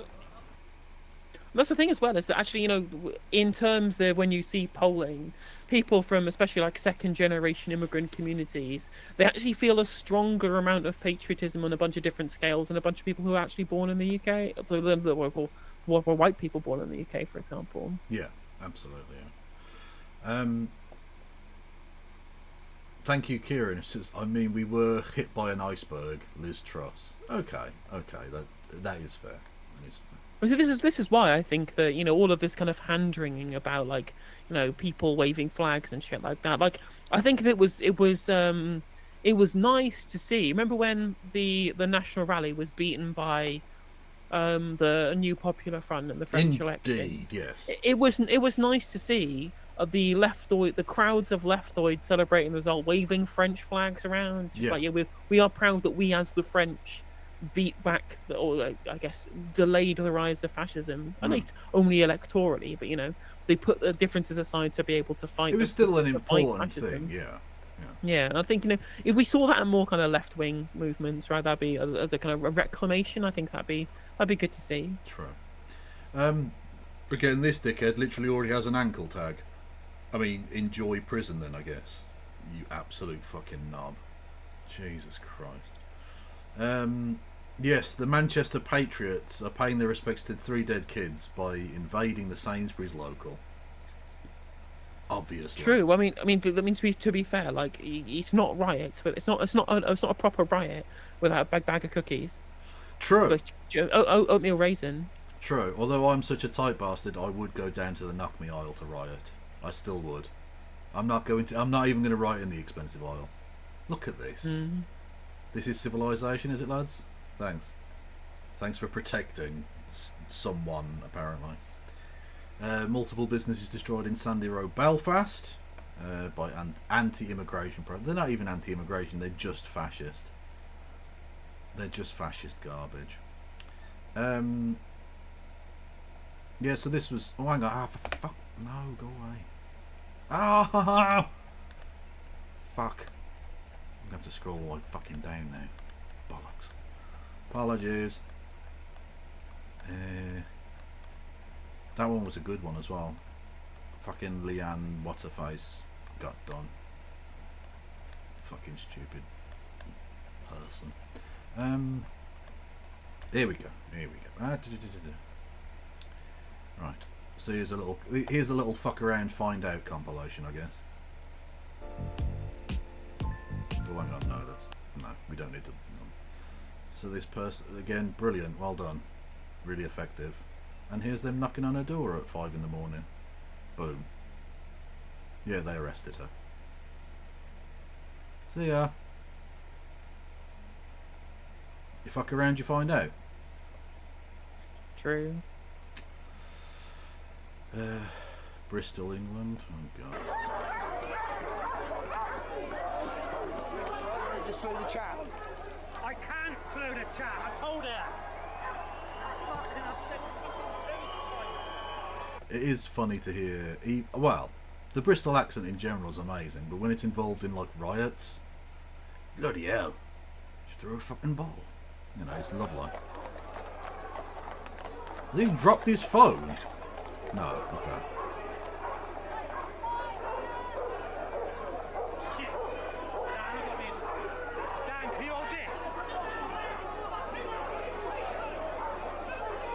Also, on top of this, right, it's also worth pointing out as well.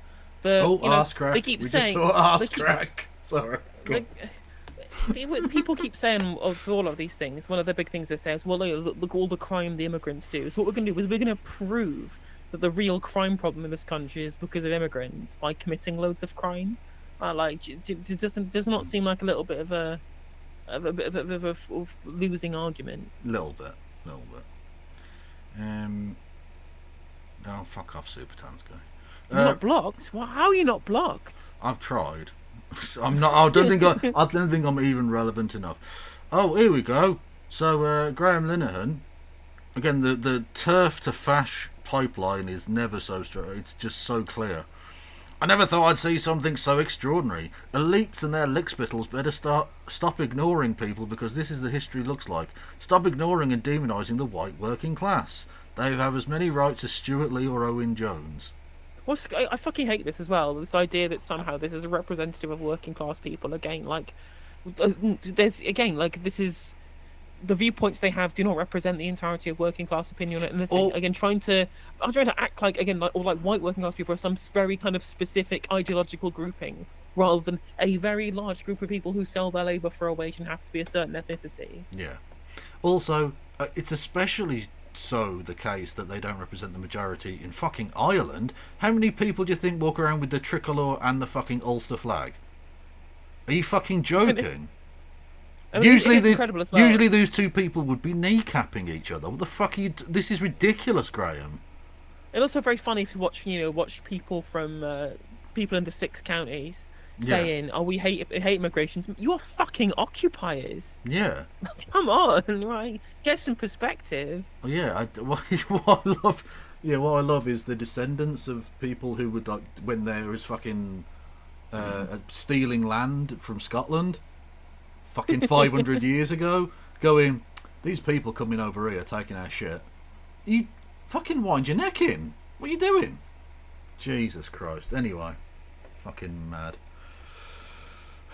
So I hear you're a racist now, father. Anyway. This dickhead's been popping up everywhere.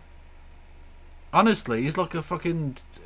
he's been in every riot picture from whatever town this is. He's at Southport, right? Just everywhere. Fucking everywhere. Yeah, they set a fucking library on fire.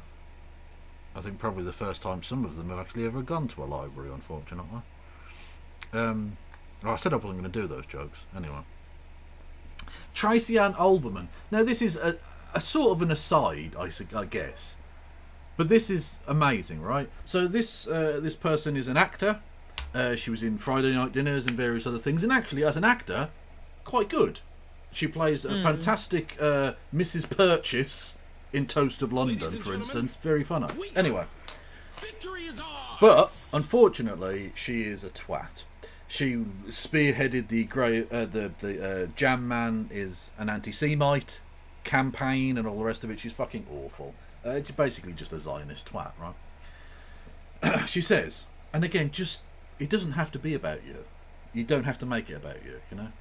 She says, my support to Muslim friends and community who are no doubt feeling frightened at the moment with being targeted. The Jewish community understand we've had it for months. We must stand together. Tragedy must unite us, not divide. You what? I was like, it's again like again. I mean, what's interesting is, I mean, she would right to compare the Jewish community has had this stuff for months. It's just those months were within the 40s. And of course, and plenty of time. There've been plenty of time since then in different countries around the world. Like, I'm not saying that, like, all, you know, it's clearly been a problem. Jewish people have dealt with huge amounts of terrible anti-Semitism. I mean, look at the synagogue shooting in the fucking States. That was 5 years ago, 6 years ago, was it? Something like but that, the idea that actual pogroms happening on the streets of the UK, happening right now, is the same as getting mad because someone said from the river to the sea, Palestine must be free in your general vicinity. Well, look, it's definitely true that the attempted torching of synagogues and the murder of people is exactly the same as Eve Fartlow having to see a free parking sign. Definitely. Exactly. Those two things are absolutely analogous. Yeah. Also, thank you, William Fuller, for the membership and the £5 super chat. The seeds of neoliberalism are bearing their rotten fascist fruit. Well, literally, again, patient zero, innit? Yep. Patient zero. Supermarket owner had his basically his entire livelihood destroyed. Super awesome. In Northern Ireland as well, which is economically not exactly the most prosperous part of the world. I mean, to be fair, it's a special economic zone at this point because it's got because it's both in the EU and in the UK market. True. Yeah, so this is the library thing. So again, the front of it's been fucked, but if you look beyond that, it seems largely unaffected by the looks of it. Hopefully. I mean, the books. There looks like there are intact books there. Yeah. So that is at least something. But the fact that it was even targeted in the first place is really grim. Very much so. Very much so.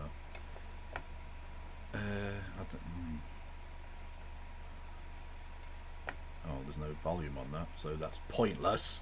Anyway. And also on top of that, just like people, what I'm fucking sick of, what I'm absolutely sick of, is people continually saying shit like, oh well, all these people are stupid, they're educated, they're inbred. I'm fucking disgusted by what is basically just classism. Yeah.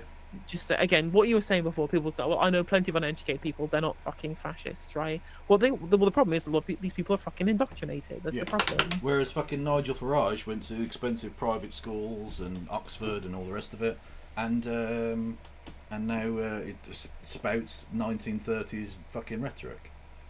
Constantly. Exactly. Like, what the fuck? Like, he says he's a spokesperson of these people. What fucking communities have these has Nigel Farage ever fucking stepped in? He doesn't even want to step in the working class community of fucking Clacton. Yeah. He represents in fucking Parliament. Yeah. Let alone actually spend any time living in these people's minds. Where I fucking, I lived in fucking Pendleton and Ordsall. I've lived in plenty of places around this country. I've engaged firsthand with these people, and the scenes we're seeing on the streets right now are not representative of what these people are like. Yeah, absolutely. I mean, Enoch Powell was literally a fucking professor. Exactly. So I'm not trying to say that This is not a matter of education; it's a matter of cuntiness. Exactly, and again, I'm not trying to say that I'm naturally born into a lot of these communities, because I clearly wasn't. I was born in the southeast, and I moved around places, whatever it might be, right? But at least I actually bother spending time listening to people, understanding what the problems are, and looking at the reason why places like Salford, where I spent a large part of my life, got so fucking destroyed, and why people are angry, because I saw it firsthand. And you, of course, Kev, you literally grew up and have spent your life in these areas. Indeed so. Indeed so. Indeed, we welcome all of the class traitors who wish to fight alongside the working class, 100%. Anyway, some of the great people, of course. Lenin was a posh cunt, you know. Look, it's a thing. Marx was an educated man.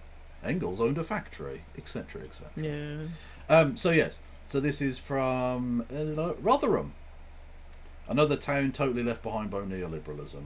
Again, Yep, as to deindustrialisation. the point earlier, the rotten fruit is ripening. That doesn't really work. You get the idea. Yeah, there was someone in my chat. There was somebody in my chat before. I think maybe a moderator took them out because they've not been saying things. But they were just like, "Oh, immigrants are taking all of like the manual labour jobs. Those jobs don't fucking exist. I was about to say, they have not been stolen. They don't exist because we deindustrialised. That was the neoliberal policies of the Thatcher administration and the Blair administration. If you mean if you mean foreigners have taken our jobs, I mean, that is technically true in as much as the people of, you know, Guangzhou now have your fucking job because a white person took it there. Not because the brown person took it there. A white dickhead, for his own financial benefit, took your job and replaced you with someone in fucking Mumbai. Tough shit. Exactly. Like that's neoliberalism, baby. You fucking voted for Thatcher, you voted for Reagan. This is where it was naturally going to end up. Yep, exactly. You decided to, because again, like, what's also interesting as well is that there was a really great point in Dean Baker did an interview with Unlearning Economics about this, which was really interesting, and was pointing out, well, actually there was nothing necessarily good about the manufacturing jobs, right? Manufacturing jobs in as of themselves are not necessarily good, high-paying, stable jobs. They just happened to be during that period because these were the heavily unionized sectors. Yep. So even if we brought back manual jobs to our communities, they wouldn't be good if they weren't unionized. And of course, you know, we still have all of the overhangings of the destruction of labor organizing in this country, even outside of the trade union movement. So much so that you probably wouldn't even get a good job for life anymore, even if the factories did come back to this country. They would still be a lot of the time the same kind of awful, draconian, like dystopian nightmare stuff that you get in an Amazon warehouse, just on a production line instead. Yeah.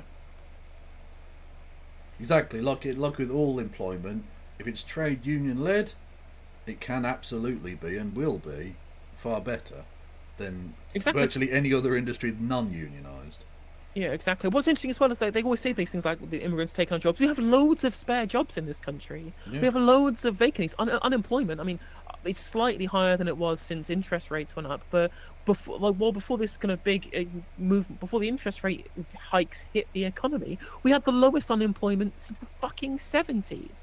Like, no one's jobs have been stolen. There are more jobs than there have ever been in this country. It's just that people are really sick and can't do the jobs. And indeed, many of the jobs, unfortunately, lead to underemployment, which is arguably more dangerous in some cases than unemployment. Agreed. Yeah, you know, also, or are in such unbelievably back-breaking labour for such small pay, i.e. rotting vegetables in fields for the last fucking 5 years, that British people aren't going to do it. They're just not going to do those jobs in those conditions for those wages. And neither should anyone else have says to. That romance about shipbuilding only comes from someone who's never worked in one, and I think that's probably true. It's not like a grandiose. The job might be a difficult job to do. But it's still. But the important part is it's skilled work and it's a job for life, right? It's a vocation, something that you get into because you learn the trade and then you do that trade forever. Exactly. But since our economy is digitized and deindustrialized, these jobs just. We get caught up in the cut and shut of 0-hour contracts and on-demand labour and flexible people moving around the labour market, chopping and changing. I think there's a certain sneeriness to the comment you just read out, and I don't want to attack that person specifically because I think their heart's probably in the right place, but I think you're absolutely wrong. If you look at, say, the former Clyde shipyards, and if you go to those communities and ask them whether they'd take those jobs back, they would in a heartbeat. If you listen to, I mean, famously, Billy Connolly started off as a shipbuilder on the Clyde.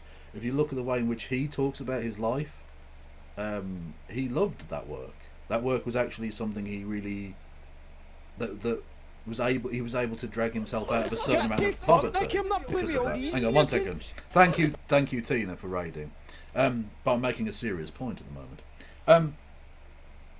If you look, no one is saying that like building a car, because my father literally came to this country from the Republic of Ireland to work in a car factory that no longer exists because neoliberalism.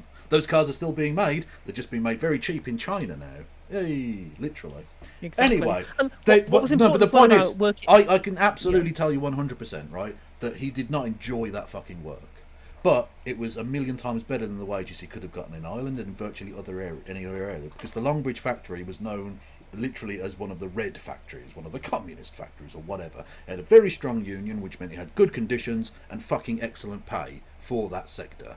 He underwent enormous amount of physical labour. It wasn't very good. He had fucking scar burns still to this day, and he did a massive cut on his arm where a piece of machinery really fucking lopped the bottom half of his left arm off, right? This is a thing that it's not particularly pleasant, but considering the conditions that the working class came from in the previous generations and what they're now going into, where we've literally got physically shorter generation of people because of undernourishment, if we could go back to just that condition, actually we'd be in a much better situation than we currently are or than we were before. I think the other thing as well is that these meaningful vocations, they feel like you contribute to your community. You actually feel like you have a role in society, whereas in 2020s Britain, and you're working in some shitty service industry job, every job is a fucking syndicate. There are no like 75% of the jobs in this country feel fucking meaningless. You feel like you're doing nothing of value to society because all you're doing is answering phone calls with people complaining about the widget that they bought for no reason, and that they want to return for no reason. And also, just ask the people in the miners' strikes. Ask the people who were picketing throughout the 70s and 80s why they were doing it. They were partly doing it, of course, for their own, survival, their own financial survival, but they were doing so to protect their kids' chances as well. People in the mines, they didn't particularly enjoy working down the mines, but it was a fucking decent job. It looked like it was going to be a job for life, and it looked like they could pass that on to their son, and their son, and their son. And that certainty, that stability, that income has been ripped away from huge parts of the country. And I think it's really silly to talk down to people or accuse others of talking down to people who would pray in aid that as a much better situation than the current one we have. Okay? Working in a coal mine sounds like hell to me, but compared to starving to death, I'd do it in a fucking heartbeat, and so would so many other people. And also, like, communities were put out in chat that communities built up around the collieries, right? Yeah. These were people who worked in the same place, they knew each other, and it created a sense of community. There is no community when there are no council houses, you're being pushed from pillar to post in shitty private rented accommodation. Your job can fire you in an instant. All you're doing is just fucking stocking shelves in an Amazon warehouse, putting things while having your literally, and you don't spend too long on break. Yeah, conditions are so bad that we've gone from a situation where working in a fucking boatyard wasn't fantastic, but now you're working for, in terms of spending power, less than your fucking granddad did, and you're having to piss into a bottle. Exactly. And look, because the communities have specifically been shut down because the internal market logic of neoliberalism says if this community is somewhere where the market doesn't want to go, the community must die, because the social utility of creating a community is less important than the market functionality of the economy. That is explicitly as what has happened to all of these communities. The market just decided you do not have a job sector in Accrington anymore, so you should all go. Yeah. Nothing left for you here. The market has spoken and your lives are forfeit. Yeah, absolutely. Apologies to Tina 2 and the raiders who came in. I was making a serious point and I didn't wish to be distracted. Much love to Tina 2. Everyone go and follow Tina 2 immediately. Otherwise I will come down upon you like neoliberalism did across the north of England. Oh yeah, tied it in nicely. Hello, Raiders. I'm Kevin Logan. We're talking about the fact that my country is on fire. Joining me is the delightful, the slayer of many a minister on the radio. No Justice NTG. True. I have. Although, to be fair though, I was one minister and one person who is nobody because he's not an MP anymore. Heyo. True. Although, did you hear him hinting at he wants to return to the Commons? So I'm thinking to myself, which of the safe Labour seats is going to have an accident, or suddenly decide they don't want to be a member of Parliament anymore, but suspiciously becomes a Lord very soon afterwards to allow him back into the Commons? I wonder. True. Also, I've just sent you a message, Kev, and it's quite something. Thank you, Vicky, for putting this in chat because the question being asked in the tweet is a very salient one. Yeah. Okay. Ooh. Okay. Hoping not to hear from this prick tonight, but there we go. Hang on. What happened there? Where did that? Hang on. Have I gone fucking mad? No, there it is. Sorry. And again, just before we move on as well, like the people pointing out neoliberalism is a cult and worshipping the market has destroyed these things. Because again, like the reason why these communities that got destroyed had jobs is because the government said our industrial strategy is to keep these communities going by having jobs for them. Yeah.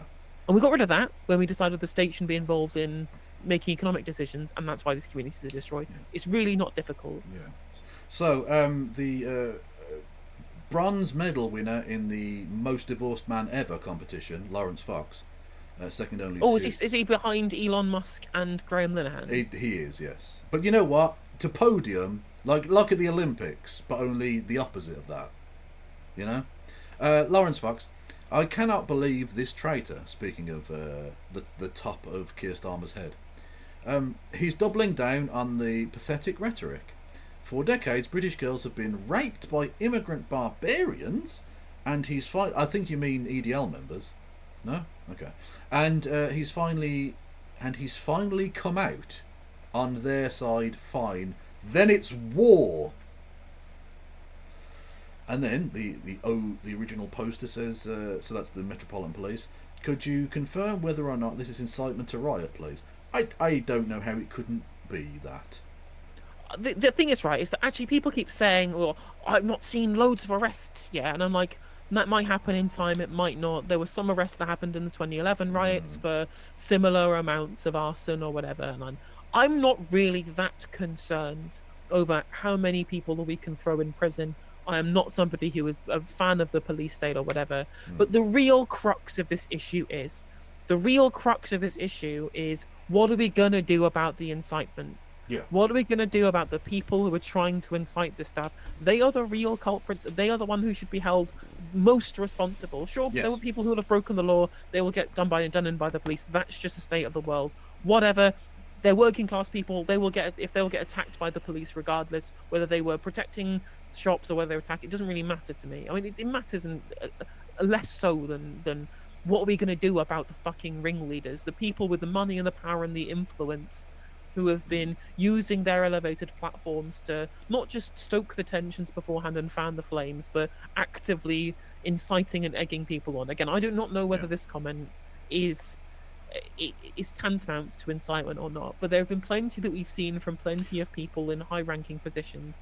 I think you could argue or incitement, and these people, powerful people get off. If the powerful people get off scot-free, but the people with no power get the full force of the law, it just shows you why we're in this position in the first place. Indeed, yes. I think the phrase "then it's war," it definitely. I don't know how you can interpret that in any other way than incitement. Really, like it's pretty obvious. Again, I'm not a legal expert. I'm not going to try and make any proclamations I cannot back up with anything, with any actual expertise. But it's definitely something that people will make arguments about. Yes, in terms of, and as you said, in terms of the lack of arrests so far, don't get too upset about that at this point. Be it of the ringleaders or the actual on the ground people or whatever. The police clearly don't have enough to be able to handle the situation as it currently stands, let alone enough people to start doing 4 a.m. door knockings Do you know what I mean? Like, in terms of arrests, that will happen over the course of time.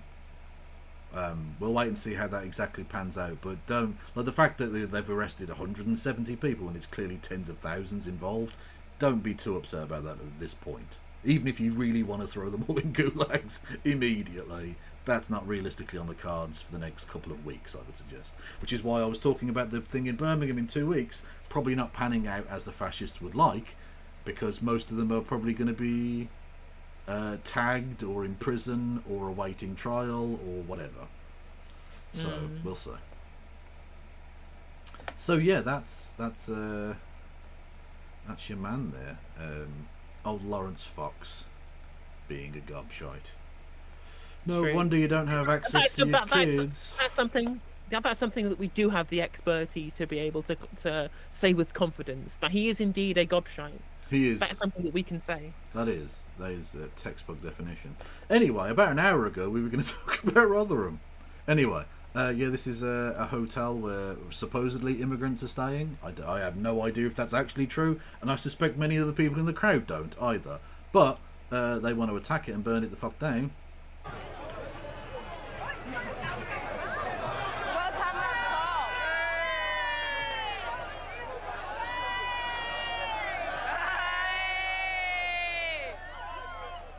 So there's the police leaving. Just leaving these people to their fate, apparently. Why do we have police? They don't seem to like do a great deal when we actually need them to do something. They're pretty fucking useless, man. Again, another fuck around and find out. Little Nazi prick. Head caved in. Just saying. That happened. 7 days a week. Anyway. Yeah, here they are smashing in the Holiday Express in Rotherham. Again, with you can literally see migrants at the window, or people, we don't know if they're migrants necessarily, at the window. Shitting themselves, I imagine. Because, I mean, look at this absolute fucking infestation. And that's what they are. They're vermin. Fucking hell. This is Britain in 2024. Amazing. What do they think that they're going to do? If anything, why are they mad at these people who are put in the hotels because of government failure? Why are they not mad at the fucking state? Yeah. Why are they not? Why are they outside Parliament? I guess because they're fucking empty at this point. But yeah. Well, it shouldn't be, because they should have been recalled. It's always interesting, you know. Well, all the people who were hand-wringing about, you know, peaceful protests outside MPs' offices, saying, "Why didn't you vote for a ceasefire?" All hand-wringing all about the lives of MPs, and now it's all just like, well, this is people with legitimate concerns about the state of immigration. Yeah, exactly. I mean, fucking the same people calling peaceful Palestinian marches hate marches.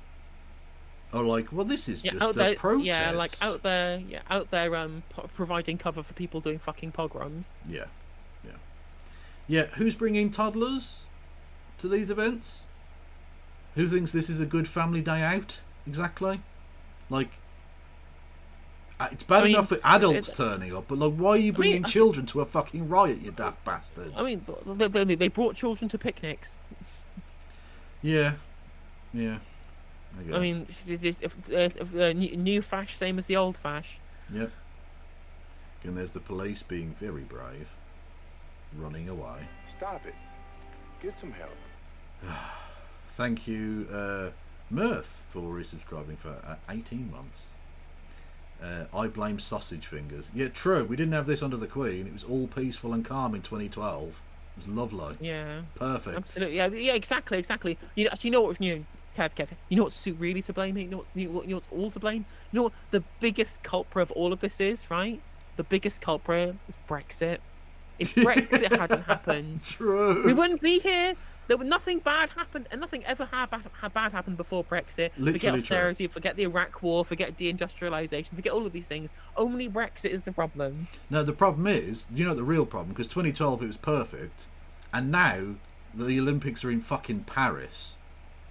If we just had the Olympics again, it'd have been fine. Exactly. To make sure that Britain stays together forever, we demand we hold the Olympics every year. It's literally the only thing keeping us together. We'll build a new stadium and everything. It'll be the only thing we ever build, but we will build a new stadium. Look at that again. They're bringing babbies, the fucking little literal children, to a lynch mob.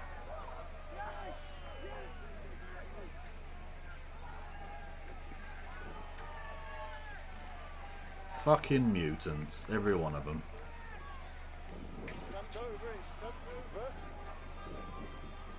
This is the fact these people have been allowed to capture the UK flag is again it doesn't sit right with me. Yeah, no, it's not ideal. But like, this is protecting people. This is protecting people somehow. Amazing. And yeah, that was the inevitable outcome of it.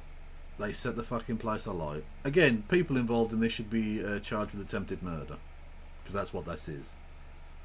You have people locked in a building because they can't leave because you've surrounded it and you've set it on fire. That is attempted murder. Simple. Yeah, there you go. Ladies and gentlemen, we got him. Victory is ours. What else do we have? I'd say Lancaster doing my very old horn Lancaster again, being their textbook level of anti-fascist, which is good. I loved living in Lancaster. It was nice.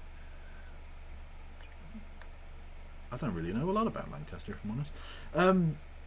Yeah, so just in Middlesbrough smashing up new builds that are just empty. Literally videotaping their own crimes. Yeah, like it's most of these houses here aren't even lived in.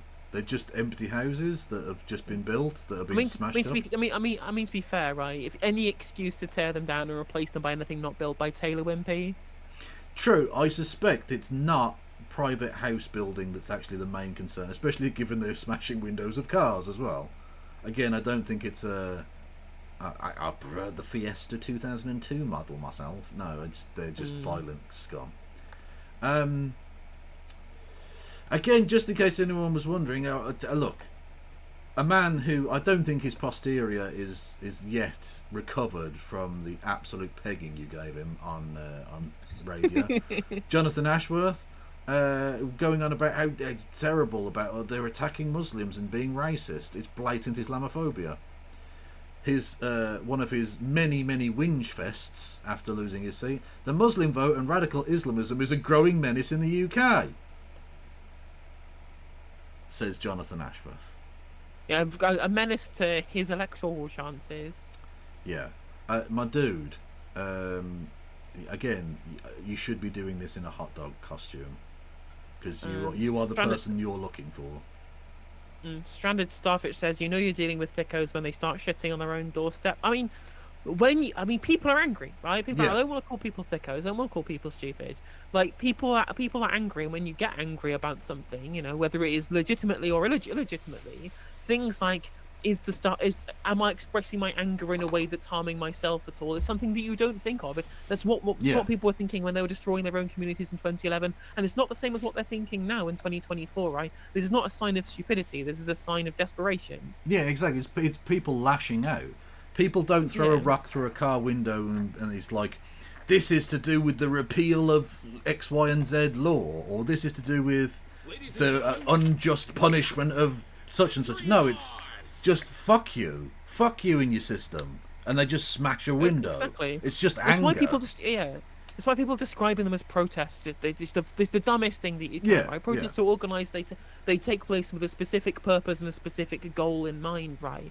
Whereas riots happen when we are angry and you lash out, as you say. Like the Palestinian protests were organised. They had a specific goal, which was the divestment of the UK with Israel and forcing the government to change diplomatic process of Israel to force through a ceasefire. They have a specific goal. They what's one the protest for. They do the protest and then they leave, right? Whereas these things go on for ages. Just like in 2011, people were angry because of the Mark Duggan thing, and it spiraled into a more general anger with the state of the country, which is similar to what we have right now. Like, again, the material conditions are the basis for radicalization, right? Of course, as Carla points out in the clip that we saw, or that we brushed over earlier, right? the people who are leading the charge in the rhetoric and this, like the racism that's being put down here, they're all at the top, right? Yeah. They're all on GB News. They're all from the think tanks. They're all from the private schools or whatever.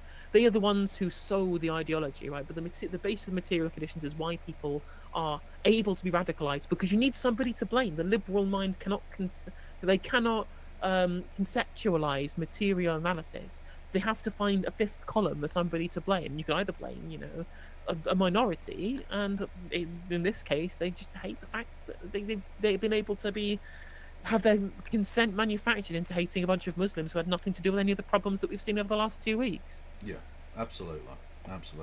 This is the one you mentioned before. So this is the Conservative Party Shadow Secretary for State for Wales. Obviously, it's not a Member of Parliament because they don't have any in Wales.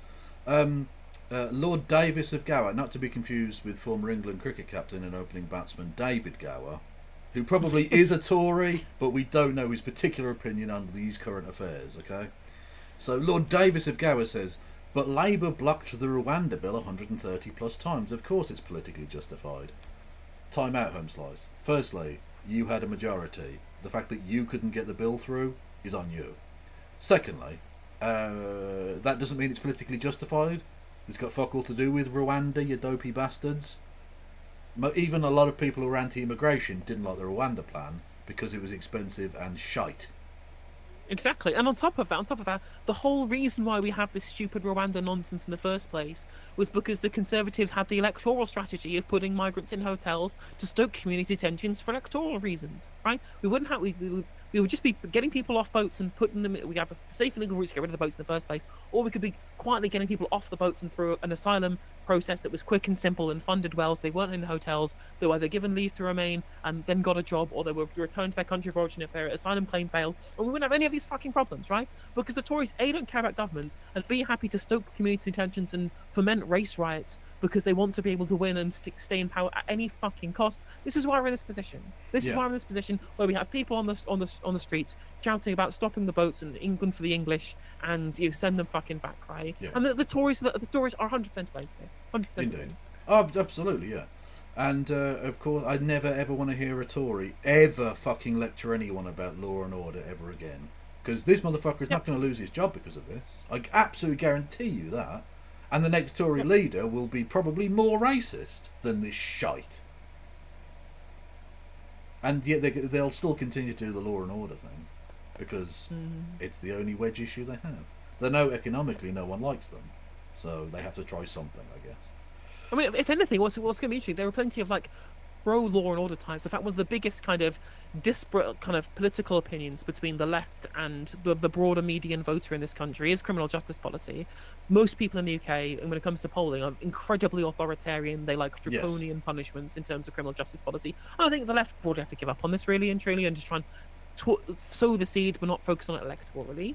If anything, if you're for very kind of analytical talk about the political ramifications of this, is that Keir Starmer, if he was actually coming down hard on these people in terms of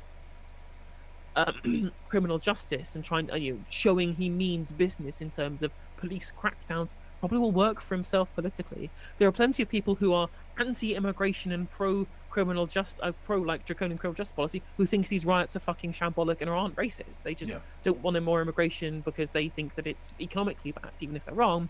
And they also think criminal justice policy is good.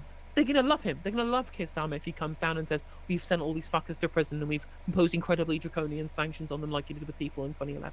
That's really politically, optically good for the Keir Starmer government if that happens. But I don't know that's going to happen. I'm not sure. I mean, his natural inclination is towards a greater authoritarianism. I think we saw that in his initial thing when he was going about facial recognition and all this sort of stuff. His natural inclination, he is a member of the establishment and he's a member of the kind of legal framework, right, as the former head of the Crown Prosecution and all the rest of it. He's not a person who's he's not a prison abolitionist, shall we say. So I think his natural inclination is to do that, but I think what we've seen from him is an absolutely petrified paralysis. Just a guy just completely unfit for the moment, who won't act He's like a fucking rabbit in the headlights. We'll see when we get to his statement. Just look at him. He looks scared. He looks like he's out of his fucking depth. Because he is fundamentally out of his depth. He's been elevated to a position he's clearly not fit for. And he didn't want. And didn't want. But, you know, the media thought, fuck it, sensible's in the room, let's go. Ridiculous. Also, somebody saying that the rioters that you've seen have been identified on SM and Dinos who have a trade type job. I mean, if they've been specifically identified, then, I mean, say what you will, but, like, most tradies I know don't behave like this. True, yeah. Again, just think, you know, Keir Starmer has played into this nonsense. NHS is hiring too many foreign staff. Yeah, get fucked, mate. You The thing is, as well, is that you could literally phrase that in any other way. You know, you could just phrase that and say, I think that there are plenty of people in Britain who could serve their communities by becoming an NHS nurse for whatever. And we should encourage, you know, British-born people back into the NHS, rather than saying too many foreigners. It's just playing into the playbook. Well, I guess that might be Times editorialisation then. No, maybe, but he's certainly, look, he's talk about Bangladesh and all the rest of it during the election. Fuck this guy. He's absolutely played into the stop the boats bullshit. Fucking true. like the only reason he abandoned the Rwanda plan is because it's ineffective and cost ineffective, not because it's a ridiculously cruel and unnecessary thing to do. Yeah. GDan12 asks, where the fuck does he think we're going to get staff from all these industries when we have an aging population? Voters don't think like that. Unfortunately, voters don't think like that, and he was pandering to voters. I think it's dishonest. I think it's bad for politics. I think it sows distrust at a time when we already have record low trust in our politicians. And I agree with you. We should be honest with people and say, if we want to have an economy that works, we need to be able to look at how we're going to deal with labour shortages in an aging population with low unemployment, right? We know this because we pay attention. But most people are not looking at like population pyramids and unemployment figures and like the Office for National Statistics when they're looking to go and cast their vote. Like, it's just the nature of the beast. Yeah. Also, congratulations to Madcat, who passed their degree in virology with a 2-1. Love it. Yeah, the Wuhan Institute, I bet. Almost certainly. Going to fucking infect us with bat AIDS or whatever. Yeah? I'm on to you. I've got the horse paste at the ready. Also, by the way, it's not particularly great for our mental health covering this stuff, so if you do want to make us feel happier, you can subscribe on Twitch for $4.99 or for free with Twitch Prime. Literally. Or you can be a member on YouTube for 99p, drop bits for text-to-speech, or gift memberships or super chat for all messages you want me to read out for And you. it's only Of $9. course, on Kevin's stream. Oh, so go on. Yeah, exactly, yeah. On Kevin's stream, and you can also donate to Kev via PayPal, which means there's no fees. True. To send Kev money by PayPal, which would be taken from Twitch. So if you want to donate to Kev, do it via PayPal, and he gets access to it immediately as well. Indeed, thank you very much. Yes, and you can become a member as little as 99p, which is it's cheaper than a can of Red Stripe that Darren would drink in the park with his black friends. If you recall an hour ago when we listened to that conversation, it's rare you get a Red Stripe opportunity to plug. Nice. True. Anyway, so yeah, the Tory Police and Crime Commissioner says right-wing protests are upholding British values. I mean, isn't our British values literally fucking destroying the fascists in World War II? Yeah, but we also upheld the fascists after the war in Spain and Portugal, so like it's a bit of a mixed bag. Skile. Yeah, not great. But anyway, fuck you. Literally, fuck you, bitch. Yeah, here we go. Again, just having a family picnic day out at a riot. At a cheeky race riot. What fucking chance does that kid have? Really? I don't know. Honestly, I am loath to get child services involved in a lot of cases. But this seems like you do not have this kid's best interest at heart. Clearly. There's a funny comment by Sarah in chat. I think all these rioters are crisis actors hired by Hugh Edwards to move him down the news headlines. True. If there's one person in the country who's definitely glad that a massive series of events has taken place, it's Hugh Edwards. Yeah. The worst that's going to happen to him now is he's not going to get the recurring payments for them playing that fucking bit of him announcing the Queen dying. That's the worst that's going to happen. And the prison that he'll probably face. But, you know, the media. I don't know why they had to slow down the video for this one. It's a bit cinematic now. Anyway. Oh, so here's Labour MP bootlicking, saying it's okay for Keir to go on holiday. And this is one of the MPs I didn't hate either. It's very disappointing. Talk on some of the heavy papers today of courts sitting 24 hours. I think a special law was brought in 2011 after the London riots to permit that. I've also just been informed by an LBC colleague that Keir Starmer, I believe, is scheduled to be on holiday on Monday. And I'm just wondering whether you feel that this is now, the disorder is so significant, perhaps he should postpone that break until order has been restored. The government will continue, and we've got, an excellent Deputy Prime Minister. Keir has to have family time, there's no doubt. Okay, what's the point in having him at all then? If we can survive without him, if we don't need him to be here, why doesn't he fuck off and never come back? Also, again, before we move on to the rest of what's being talked about here, just a tweet came up, and I just wanted to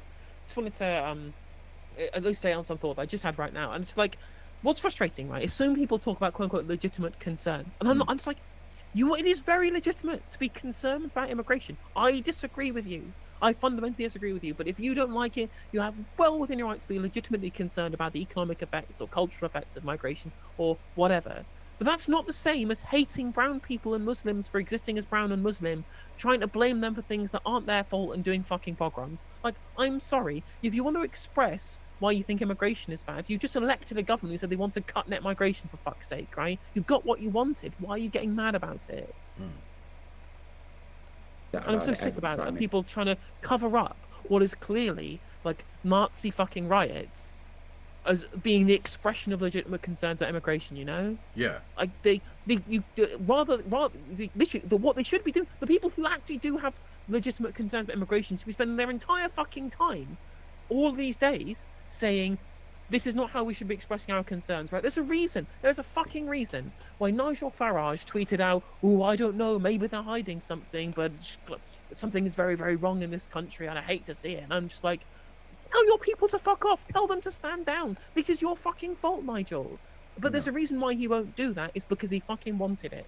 Yeah, exactly. Absolutely. In my opinion, from intuiting the points he's made and the reactions that he's had, I can only intuit this because this is exactly what he wanted. Otherwise, he'd be out there and saying, you are undermining my political... Because his political opinion is that he stopped the far right by being the acceptable face of anti-immigration politics, by corralling people away from the EDL, away from the BNP. Here we are, I have UKIP, I have Reform UK, I have the Brexit Party. We're a normal party who takes the stance where we believe migration is bad, right? Whatever you think about that policy, I disagree with it. That's a legitimate political position to have. And he always purported himself to be the person who stopped the far right. He told the New Statesman this, he told Question Time this. And if he genuinely believed that was his position, he would be saying, how dare you go out on the streets and cause pogroms and riots, because we want to stop migration, and every time you do this, you delegitimize our political viewpoint by making the anti-immigrant political sphere look like we're all crazed racists who just hate brown people. But he doesn't say that. He doesn't fucking say that because he doesn't fucking believe it. He believes this is natural and this is the kind of shit that was always going to happen as a result of his rhetoric. And if you're watching Nigel, right, and you're thinking, how dare No Justice MTG say all these things, make all these insinuations that you've interpolated from the statements I've made, prove me wrong, and go out and say, how dare you undermine my political philosophy like this. If you don't do that, I can only assume it's because it's because you wanted this to happen. It's as simple as that, Nigel, if you're watching. Yeah, absolutely. Well, he's a regular viewer. He was someone gifted him a sub, and actually that might have happened. I'm not sure. 255's weird, like that. Anyway, yes, I think you make a very good point. The reason he's been basically silent for the most part on all of this, like he's tweeted out a lot about Hugh Edwards and how that means you shouldn't pay the BBC licence fee. But he hasn't really tweeted out a lot about the race pogroms that are currently taking place. And that's because, why would he comment on it? His work is done. He got what he wanted. This is what he wanted. Why would he interfere with his plans playing out as he wanted? He isn't. I mean, yeah, I don't know whether this is what he wanted or not. But if it wasn't what he wanted, he's got a funny way of fucking showing it, right? I'll just come out and say it, and he can fucking sue me if he wants. This is what he wanted. This is absolutely what he fucking wanted. Yeah. Again, that's my interpolation of the statements that he's made thus far, based on all available information, right? I cannot know what's in his head. I cannot know that. But again, like if he really didn't, there are very simple steps that he could take: A, to try and simmer things down, and B, to try and save his own political skin. But he's not doing it. No. That his silence speaks volumes. Yeah. Unless of course he's made a statement that I've not seen. He might have made a statement at some point at some place that I just haven't interacted with. I haven't blocked on Twitter, so it's potential. It's potential that I think he may he have said- said something I that think- I've not come across. And if he has, I hold my hands up. I was wrong. But until I see that, Well, I think he has made a statement saying it wasn't me. I'm a small bean. Ooh woo. I think was literally word for word the thing he said, and that's it. I'm gonna fucking check out his Twitter account right now. Let me have a look. Also, someone's just pointed out that Chris Webb looks like JD Vance's twin, and now I will not be able to unsee that. He does look a bit like that. Although again, I will just point out to my chat, not every white dude with a beard is the same person. We are a mixed group, okay? We are individual. We are humans. We are not numbers. What's Nige up to? Literally, he tweeted out the video about a message to Keir Starmer. I've not watched that video, so. Well, I have, and it's the one with the two flags behind him and all that bollocks. Yeah. Yeah. He genuinely wants to set himself up as like some sort of dictator or some shit, doesn't he, Nigel Farage? Like making statements to the Prime Minister. You realise you're just some cunt, right? You're just some mutant on the back benches. You're nothing. You're the quote unquote leader of 5 members of Parliament. That's ridiculous, mate. What do you mean? You're making demands of the Prime Minister? Shut the fuck up. Yeah, 100%. Yeah, he tweeted about that, and then since then he's tweeted about Hugh Edwards and about Imran Khalif, and that's it. So there you go. Yeah. Also, somebody, Clanrat in chat says, would it be wrong to think that all this is demonstrative of the inherent vulnerability of British politics to political demagogues and snake oil salesmen? The inherent vulnerability of all politics to political demagogues and snake oil salesmen, and to funding by nefarious groups to try and ferment this stuff into politics. Like, Italy has a fascism problem right now because NATO funded fucking stay behind squads in Operation Gladio and fermented a fascist movement that never fucking went away even after Mussolini was ousted, right? Yeah. These people, it is very easy to control populations with misinformation if you've got the right funding, you have the right people at the top, and you have the right structures. Again, this is exactly the same shit that's happening with Russia right now as well, with Vladislav Surkov doing the non-linear warfare in Ukraine, the internal strife that he created in Russia to try and mold these people into wanting a strong man. This is why the far-right demagogues, including Russian funding of this and Russian disinformation, but on top of that, the UK funding and the Israeli funding as well. There's a really great video I popped in your chat about how Tommy Robinson is directly funded by somebody who was head of like a pro-Israel think tank. And loads of different foreign states across the world. It's not specific to any one. Saudi Arabia does this too. Loads of other states do. It's never specifically any particular state that is very specifically to blame for this. Of course, I mentioned a few there. Someone's going to call me anti-Semitic for saying Israel is one of them, but it's one of many rather than one very specific thing for anyone fucking attacks me over it. Right? But everybody uses this misinformation warfare nowadays, and it's very easy to be able to ferment certain political positions for your own geopolitical reasons. Yeah, exactly. It's a fundamental weakness of democracy. Now, it's both a weakness and a strength, of course, because it allows people to say whatever they want within reason. It's the fact that it's been, A, the paradox of tolerance has been basically ignored for a generation or so, and B, foreign actors, like you say, have undermined rather than strengthening the protections of democracy. Yeah. It's the think tanks. These are the paid persuaders and intellectual spear carriers who build these social movements from above. It's a process known as astroturfing. Astroturfing is when you lead the world to believe what is happening is grassroots and is organic, but it is actually a reflection of the agency of the powerful. We look, for instance, at an organization known as Middle East Forum, founded by Daniel Hyatt. Now the director of this think tank is Greg Roman, a former employee of the Israeli Foreign Ministry and the Israeli Defense Ministry. They received between 2010 and 2011 around $4 million from Donors Capital, a fund which is largely used to funnel money for the Koch brothers, the billionaire oil barons of the United States. Now, well, Koch brother, because there's only one now. Lol. Heyo. Can we get some crabs in chat? The Middle East Forum funded Gert Wilders. They also funded Tommy Robinson. The Free Tommy campaign was funded by the Middle East Forum. They paid his legal fees. And in fact, on top of that, Lucy Brown, a former employee of Tommy Robinson, came forward and said that he was receiving £10,000 per month from Robert Shillman. Who was Robert Shillman? He was formerly on the board of directors for the Friends of the Israel Defense Forces. Tommy Robinson has gone to the West Bank, the occupied West Bank, wore an IDF t-shirt and posed with a gun on top of an Israeli tank. He has even said, in the situation of war, he would fight for Israel. Interestingly, I don't think he's fighting for Israel in Cyprus. I don't think he signed up for the IDF, has I? Interesting. Or he could be helping facilitate arms shipments. That's also possible, but actually he does appear to he's sipping pina coladas by the pool. Is what he's actually been doing. Yeah. But like Vladislav, to go back to Vladislav Surkov, like he literally sowed discord by funding people who are both pro and anti-Putin, by ensuring that no one could take a. There was no narrative. There was nothing. No one knew really what was going on, and just goes like, okay, well, in which case, just give me a dictator. Give me a dictator. Give me someone who's powerful. There's a really great what's his face, Adam Curtis, video about Vladislav Surkov's control over Russian politics by making people not understand what reality was, and therefore making them want to see stability in dictatorship. Minister has to have that family time and that break. But from what I know of Kieran, I've met him many times and seen him here in Blackpool several times, he will be continuing to work and monitor the situation wherever he is on his holiday. And he's already been very firm. He's brought the police commissioners together. He's made the actions and been very firm. The only thing firm is the brick shits he's been having in the last few days. The fuck are you talking about? He hasn't gotten Cobra together. Is this not a national emergency?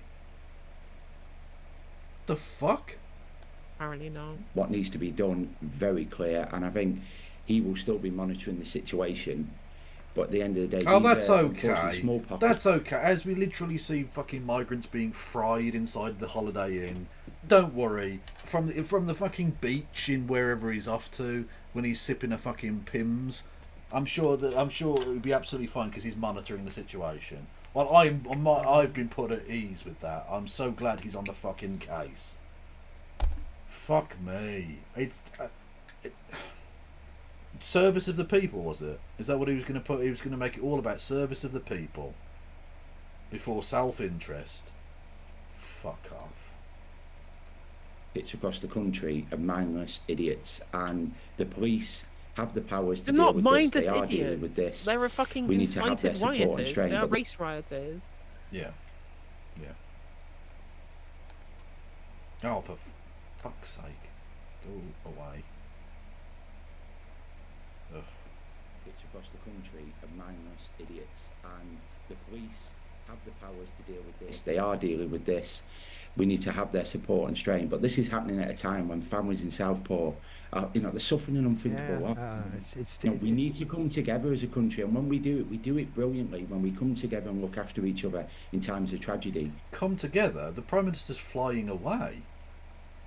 Like, literally, he's doing the opposite of that. He can't even wait for the fires to be put out before he leaves. What? I think someone said he actually has cancelled his holiday now. Oh, has he done? Well, now, but I mean, he sent this fucking twat out there to make the case against it. Look, again, it's just his political instincts. The man's shit. And his comms team are fucking rubbish.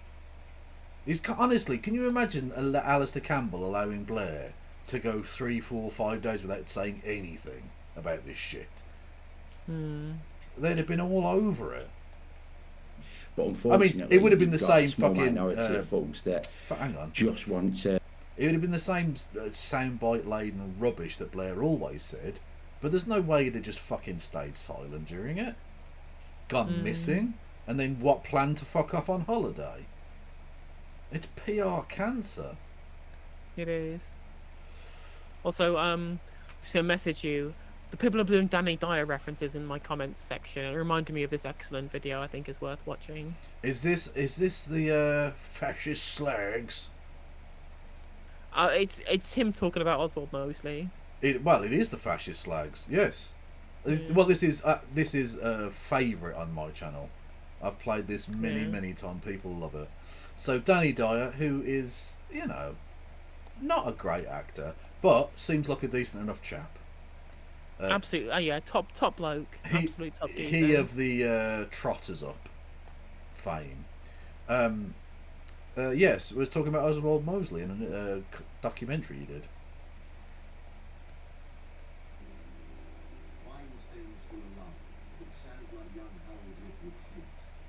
Everybody down knows about the Cable Street riot in 1936, when Oswald Mosley and his black shirts, not a boy band, but a bunch of fascist slags, came goose-stepping down the street. So here he is, look. Oswald Mosley, the Melt. So this is a big Asian community now, but back in the day... He was a Melt. And us EastEnders, we won't stand for terrorism, so everybody came together and they gave the Nazis a good kicking. And then the old Bill turned up and gave everyone else a good kicking. Got up and banged up. Good lad. Bunch of fascist slags. Fascist slags. Literally true. Yeah, we do need this energy right now, yeah. We do. Anyway.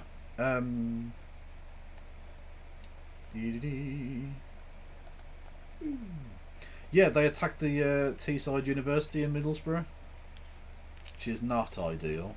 I don't know how that protects young people exactly, but there we go. Oh, because the cultural Marxists and the Islamo leftists are infiltrating universities to destroy the West. These people believe this stuff, right? This is all of the World Economic Forum, George Soros conspiracy stuff that the people from the think tanks and the far right from the posh sectors of, you know, the Critic mag and the Telegraph and the Spectator have been pushing on these people.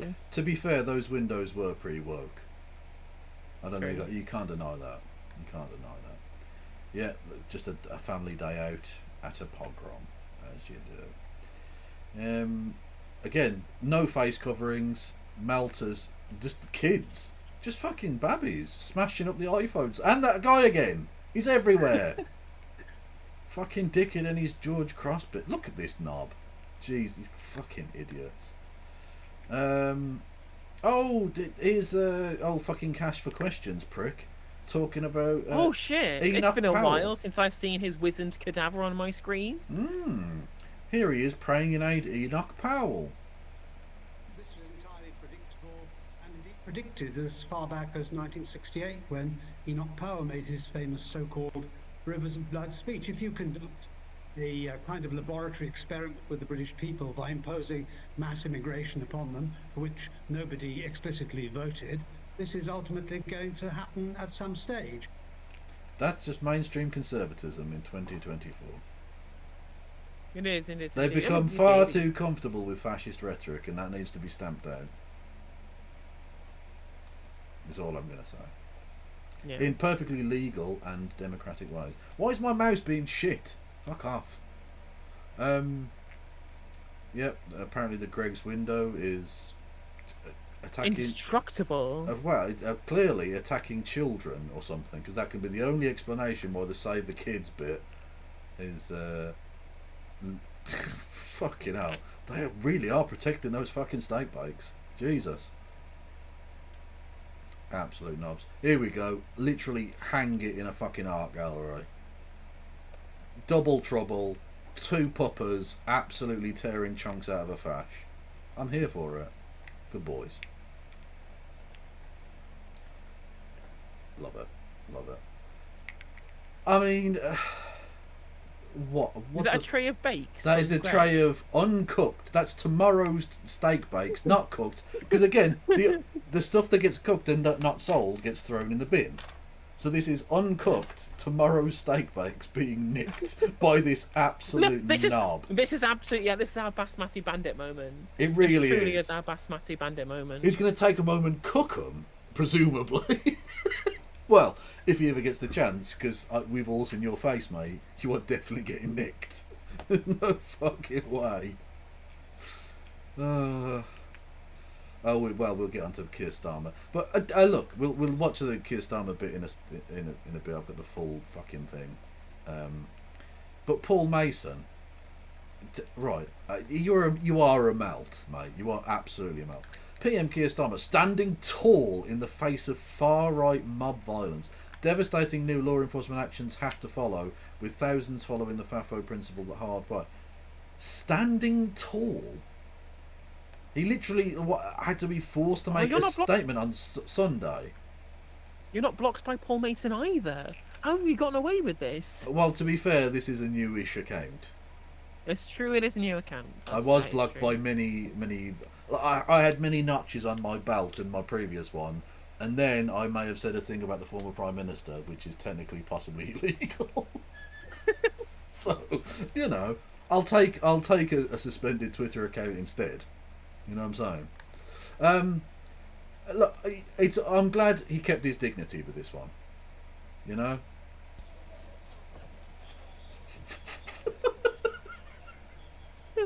Imagine, look, it's bad enough you're going to have to spend the night in the Nick and go to the fucking the court the next day, but everyone's seen you in your Dayglow yellow skiddies. Like, come on. It's Brett Summer. It's Brett. They're shot. He's living. He's living Brett Summer. It's Brat Boy Summer. Let's go. Fucking wear a belt for the love of God. Literally, there's literally a song on the new Charlie XCX album where this literally calls you'd like to guess the colour of my underwear, and I know we can all see it. Yeah, exactly. Just fucking hell. Oh, that's a TikTok clip. That is clearly true. Yeah, Killy J. Keane handing it to the National Front. Again, against PIE, what? I don't know. Against Pi?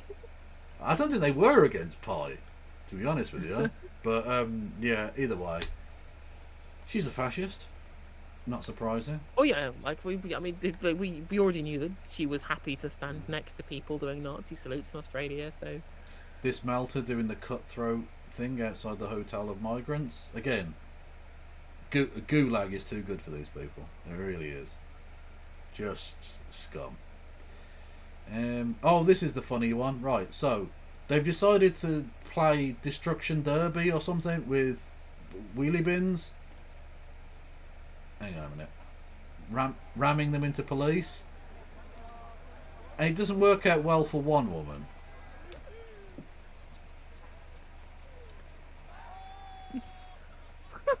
And then they just drag her. So she now just gets arrested.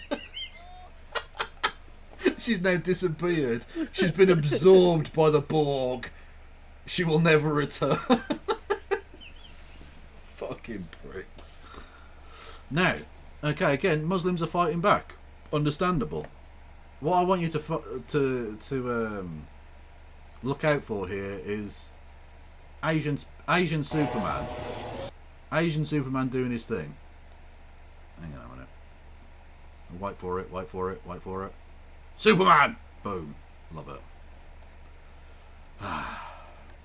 We do not condone violence on the no. We do not. Absolutely not. No. Anyway. So I think you've got a fair idea there of the state of play, as it were, in Britain. So let's hear the Prime Minister, wet blanket in chief, fucking lunatic. Melt a lot.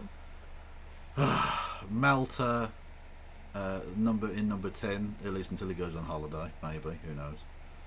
And his pablum. I utterly condemn the far-right thuggery we've seen this weekend. But do you condemn Hamas? No doubt. He doesn't at any point during this condemn Hamas. Although I did see the real culprits. I did see a genuine Tommy Robinson clip from the other day where he was blaming people on the British streets supporting Hamas for why there were riots now. Like, I mean, literally, so like a fucking Zoe Strimple, like the fucking absolute hag from the Telegraph, on LBC saying, no, this country didn't have a far right problem. It has a far left problem. We all saw the people defending Hamas on the streets of London. I'm just like, okay, do you think we don't have a far right problem now then, Zoe? Do you? Huh? Do you? No, it's the left. It's the left's fault. The left is to blame. Didn't you see the GB News poll about this? About the leftist elites are to blame. Do you think leftist elites are to blame for the riots? Apparently there is such a thing as a leftist elite somewhere. It's true. They're the leftist elite who definitely do control the means of production, distribution, and exchange now. 100%. Those that have participated in this violence will face the full force of the law. The police will be Also, why does he keep looking down? You couldn't have put this on a fucking teleprompter. Why is he looking down every 5 seconds? He does it because he always does this with his notes as well. He did it in PMQs too when he was from the dispatch box. And it makes him look again. Makes it look like a secondary school presentation. Yeah. I mean, I don't mind it as much at PMQs because you've got to look at your briefing papers and stuff. Okay, whatever. But this is like a set speech. And this is in a specifically designed room for such occasions. There is definitely a teleprompter. I saw both Boris Johnson and fucking Rishi Sunak use it. I don't think Liz Truss was technically around long enough to have used it. I'm not sure. Anyway. So that definitely exists. But he decides to look down at his thing. It's just awful. You look unprepared. Like you don't know what you're doing. At the very least, you're supposed to exude a certain inner confidence that you're in control of your own situation, so that we can think, oh, there's someone at the helm who knows what they're doing. Whereas now it's just like, this is shit. You're bad at this. It is shit. Absolutely, it's absolutely terrible. So thank you, Paluki, who's says from Greece. The government would definitely let it slide like this here too. Maybe even worse. Stay safe up there. Appreciate you, Paluki. Love your country. I hate your government. put it that way. True. Also, good luck in the Olympics. I've been following the basketball. Got quite a good team. All right. Also, thank you for the Olympics. I mean, I know that's been set millennia in coming. That thank you, but nice one. Nicely done. Individuals will be held on remand, charges will follow, and convictions will follow. Honestly, it's got the force of a fucking piping tube. It's nothing. Like he doesn't. No one's scared by this, mate. None of these people are in the remotest bit like, oh no, Keir Starmer says we're going to be held on remand. It's nothing. It's nothing. Guarantee you will regret taking part in this disorder, whether directly or those whipping up this action online and then running away themselves. Okay, that's definitely a Keir Starmer bit. Not Tommy Robinson reference, I would imagine. Although I suppose it could be a Farage bit. Either way, like I want to know what you. I mean, okay, maybe he doesn't have a fully fleshed out policy proposal yet, but like, what are you going to do about those people inciting? Because obviously we have laws on the books already about incitement to violence and engaging in terrorist planning and such. But like, what are you going to do beyond that if you think this is some new, bigger threat? Yeah. Somebody in chat said he had like fed up headmaster vibes, and that's so on the nose. Yeah, he's like, oh fuck's sake, I was packing for me fucking hollybobs, and now I'm gonna go out and give a fucking speech to the plebs. Furious. I'm not angry, I am just disappointed. True. This is not protest. It is organised, violent thuggery. And it has... You can't use thuggery twice. Come up with a new word. Also, he just looks scared. He looks like a little fucking dormouse. No place on our streets or online. Right now, there are attacks happening on a hotel in Rotherham. Marauding gangs intent on law breaking, or worse. Windows smashed, fire set ablaze, residents and staff in absolute fear. So I'd have led with that rather than the smashed windows. Like, glazers are very good at replacing those. It's the human lives and the devastation done to the mental health and indeed physical health of the people involved. No justification, none, for taking this action. and all right-minded people should be condemning this sort of violence. People in this country have a right to be safe, and yet we've seen Muslim communities targeted. Hey, he mentioned them. On mosques. Ooh. Other minority communities singled out. Nazi salutes in the street. Attacks on the police. Wanton violence alongside racist rhetoric. So no, You said I the R won't shy word. away from calling it what it is. Go on, sorry. You said the R word. You said they were racist. Well, he just lost the whip. There you go. Is far-right thuggery. Thuggery. To those who feel No, it's targeted fucking pogroms, Keith. because of the colour of your skin or your faith. Yeah, exactly. They are pogroms, and he should. That's why he should have been taking this far more fucking seriously. Yep. No, I can't find out what pie is as a reference for Posey Parker. I was trying to look, but it's just It's just mostly people tweeting out things like, "I'd like to throw a pie in Posey Parker's face."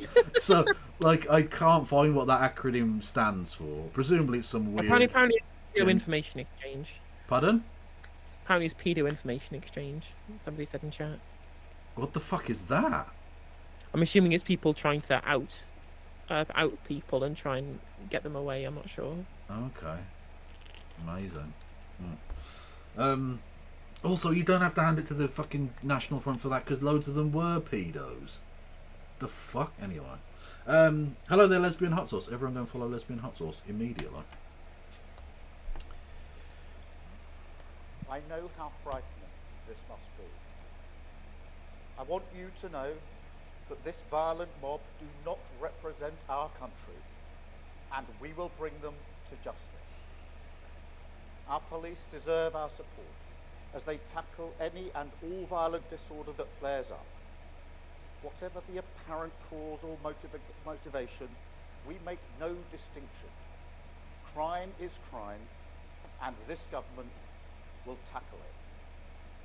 Thank you. So, 2 questions, Rob. I don't know what's being asked. Really well organised. They've got the most leftist audio ever. God, Well, I swear down. I just swear down as well. Actually, just why can't this country just get microphones to people? Oh no! Why can't they just get ring lights? During the entire election campaign, people with no ring lights, with no proper microphone, just doing Zoom calls with their laptop camera and their laptop microphone, with like feedback where you can hear the BBC, like journalist or reporter in the background in the speakers from the microphone on the laptop. And I'm just like, Labour actually, they must have watched my streams, because Labour actually in the run up to the election started having literally people on like fucking DSLR film things speaking into proper condenser microphones to get like good quality sound for their little TikToks that they were doing. They must have known that I was ragging on at them for turning up on Sky News with their stupid laptop cameras. Yeah. Ken, Oh right, thank you, and Palmer. in the latter part of last week, with law enforcement, with police, to make sure the necessary support and arrangements are in place. We do have standing arrangements for law enforcement, which means that we can get arrests, charged, remands in custody and convictions done very quickly. I myself was part of that in 2011 when I was Director of Public Prosecutions. Bingo! He's still doing it. And I'm determined we will do whatever it takes to bring these thugs to justice as quickly as We're going to have to add thugs/thuggery to the bingo, I think. That seems to be a theme. possible. Could be saying anything. Could be asking him for a good recipe for cookies. Who knows? Well, we can't have cookies because cookies are Hamas. That's true. You can turn them into rocket fuel. Yeah, it's true. Target people because of the colour of their skin or their faith, then that is far right, and I'm prepared to say so. But it doesn't matter. So brave. It's so brave. He's not afraid to say that. I mean, he's afraid to fucking do anything about it, but he's not afraid to say it. Because again, he's just governing as he fucking ran. in that it's just words. It's just words with nothing to back it up. Absolutely. Also, Mark C. Marks in chat is asking what the 2011 riots about. So they were initially sparked by the extrajudicial killing of a man called Mark Duggan by the police in London, Yes. which led to a lot of angry people around in that area of London. Well, and But more specifically, the actual real crux of the problem wasn't just the murder, it was the way the police then reacted to the community being angry about that. They refused That's to also reveal true, yeah. information. They didn't even tell the family where his body was being held for a it couple was of days. illegal for them to do as Literally, well. Yeah. it's abduction of a corpse at that point, lads. That's Yeah. literally a crime. But When they held a small protest outside the local police station, they waded in, and people went, "Fuck it, then we're setting everything on fire, you prick." That's basically the long and short of it. But also, just like now, it was the crux of a time of great economic upheaval as well. People were angry, right? The reason why the Mark Duggan riots spread to all the way across London and other cities like Manchester, Leeds, and whatever is because lots of people were angry for other reasons, and it was an excuse to show that anger, just like we're seeing now. Yeah. Again, the people out there raiding like trays of uncooked steak bakes from Greg's, like they're probably not a bunch of like racists out there smashing up Greg's. They're probably just people who have nothing else going on because this country's gone to shit, right? Yeah. I don't think that everybody who's out there rioting is necessarily a racist. There are plenty of people out there who are going there for explicitly racist reasons, but when riots happen, people of all different kind of parts of the country will get caught up in it, just like they did in 2011. Yeah. There are plenty of people out there who weren't angry at all with Mark Duggan. Riots were happening, so they smashed some shit up because they were angry and there was no other outlet, and they had nothing else that was going on. And I think the similar is the case now, but I think the percentage of which is being organised and which is explicitly about anti-migrant, as we've seen from the kind of things we've seen at the hotels, is far greater as a percentage than we saw of people who were directly related to the Mark Duggan incident in 2011. Yeah, anti-Greg's fascist block was not on my 2024 bingo card. True. Yeah. What apparent motivation there is. This is violence, it is not protest. It doesn't matter what the motivation is. The motivation for the vast majority of people in this country is to see their streets safe. And that's what I'm determined that we will deliver. Thank you. No fucking idea what's being said. No. No. We are a I third think world there needs to be microphone full force nation. of the law. And I think it needs to be swift. What happened in 2011 was that we were able to see individuals who took part in violence, arrested, charged. Well, we were able to see poor people who were involved in it do so. The rich largely got away with their crimes. Yep. Remanded and convicted very swiftly. Standing arrangements are in place for that, and we will do whatever it takes to ensure that the message is absolutely clear that if you're taking part in this violence, you will regret it and you'll be brought to justice as quickly as possible. Well, I don't know about you, but I'm feeling very reassured that this man is the Prime Minister at absolutely. this time. Yeah. Fucking Christ almighty. What an absolute drip. There's no point to him. King Sir Meltalot really is, isn't he? KC, yes. It's true, Sir Meltalot KC. Yeah. Oh, God. I honestly, he just saps the energy out of me. I just watch him and I think, fuck it, why am I bothering? He's just rubbish. Speaking of sapped energy, I'm coming up to 3 hours now, and it's coming up to midnight. Yeah, and exactly. This is very emotionally draining, so I probably want to call it there. Yes. I think I will.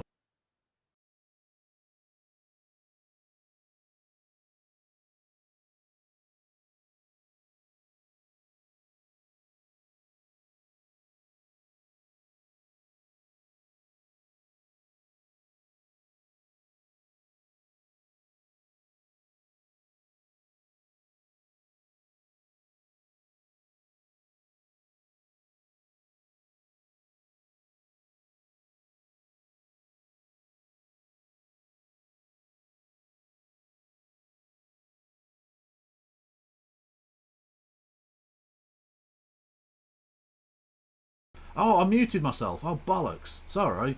Thank you for the bits, by the way. Yeah, in terms of how to solve this, it's Yeah, it's difficult.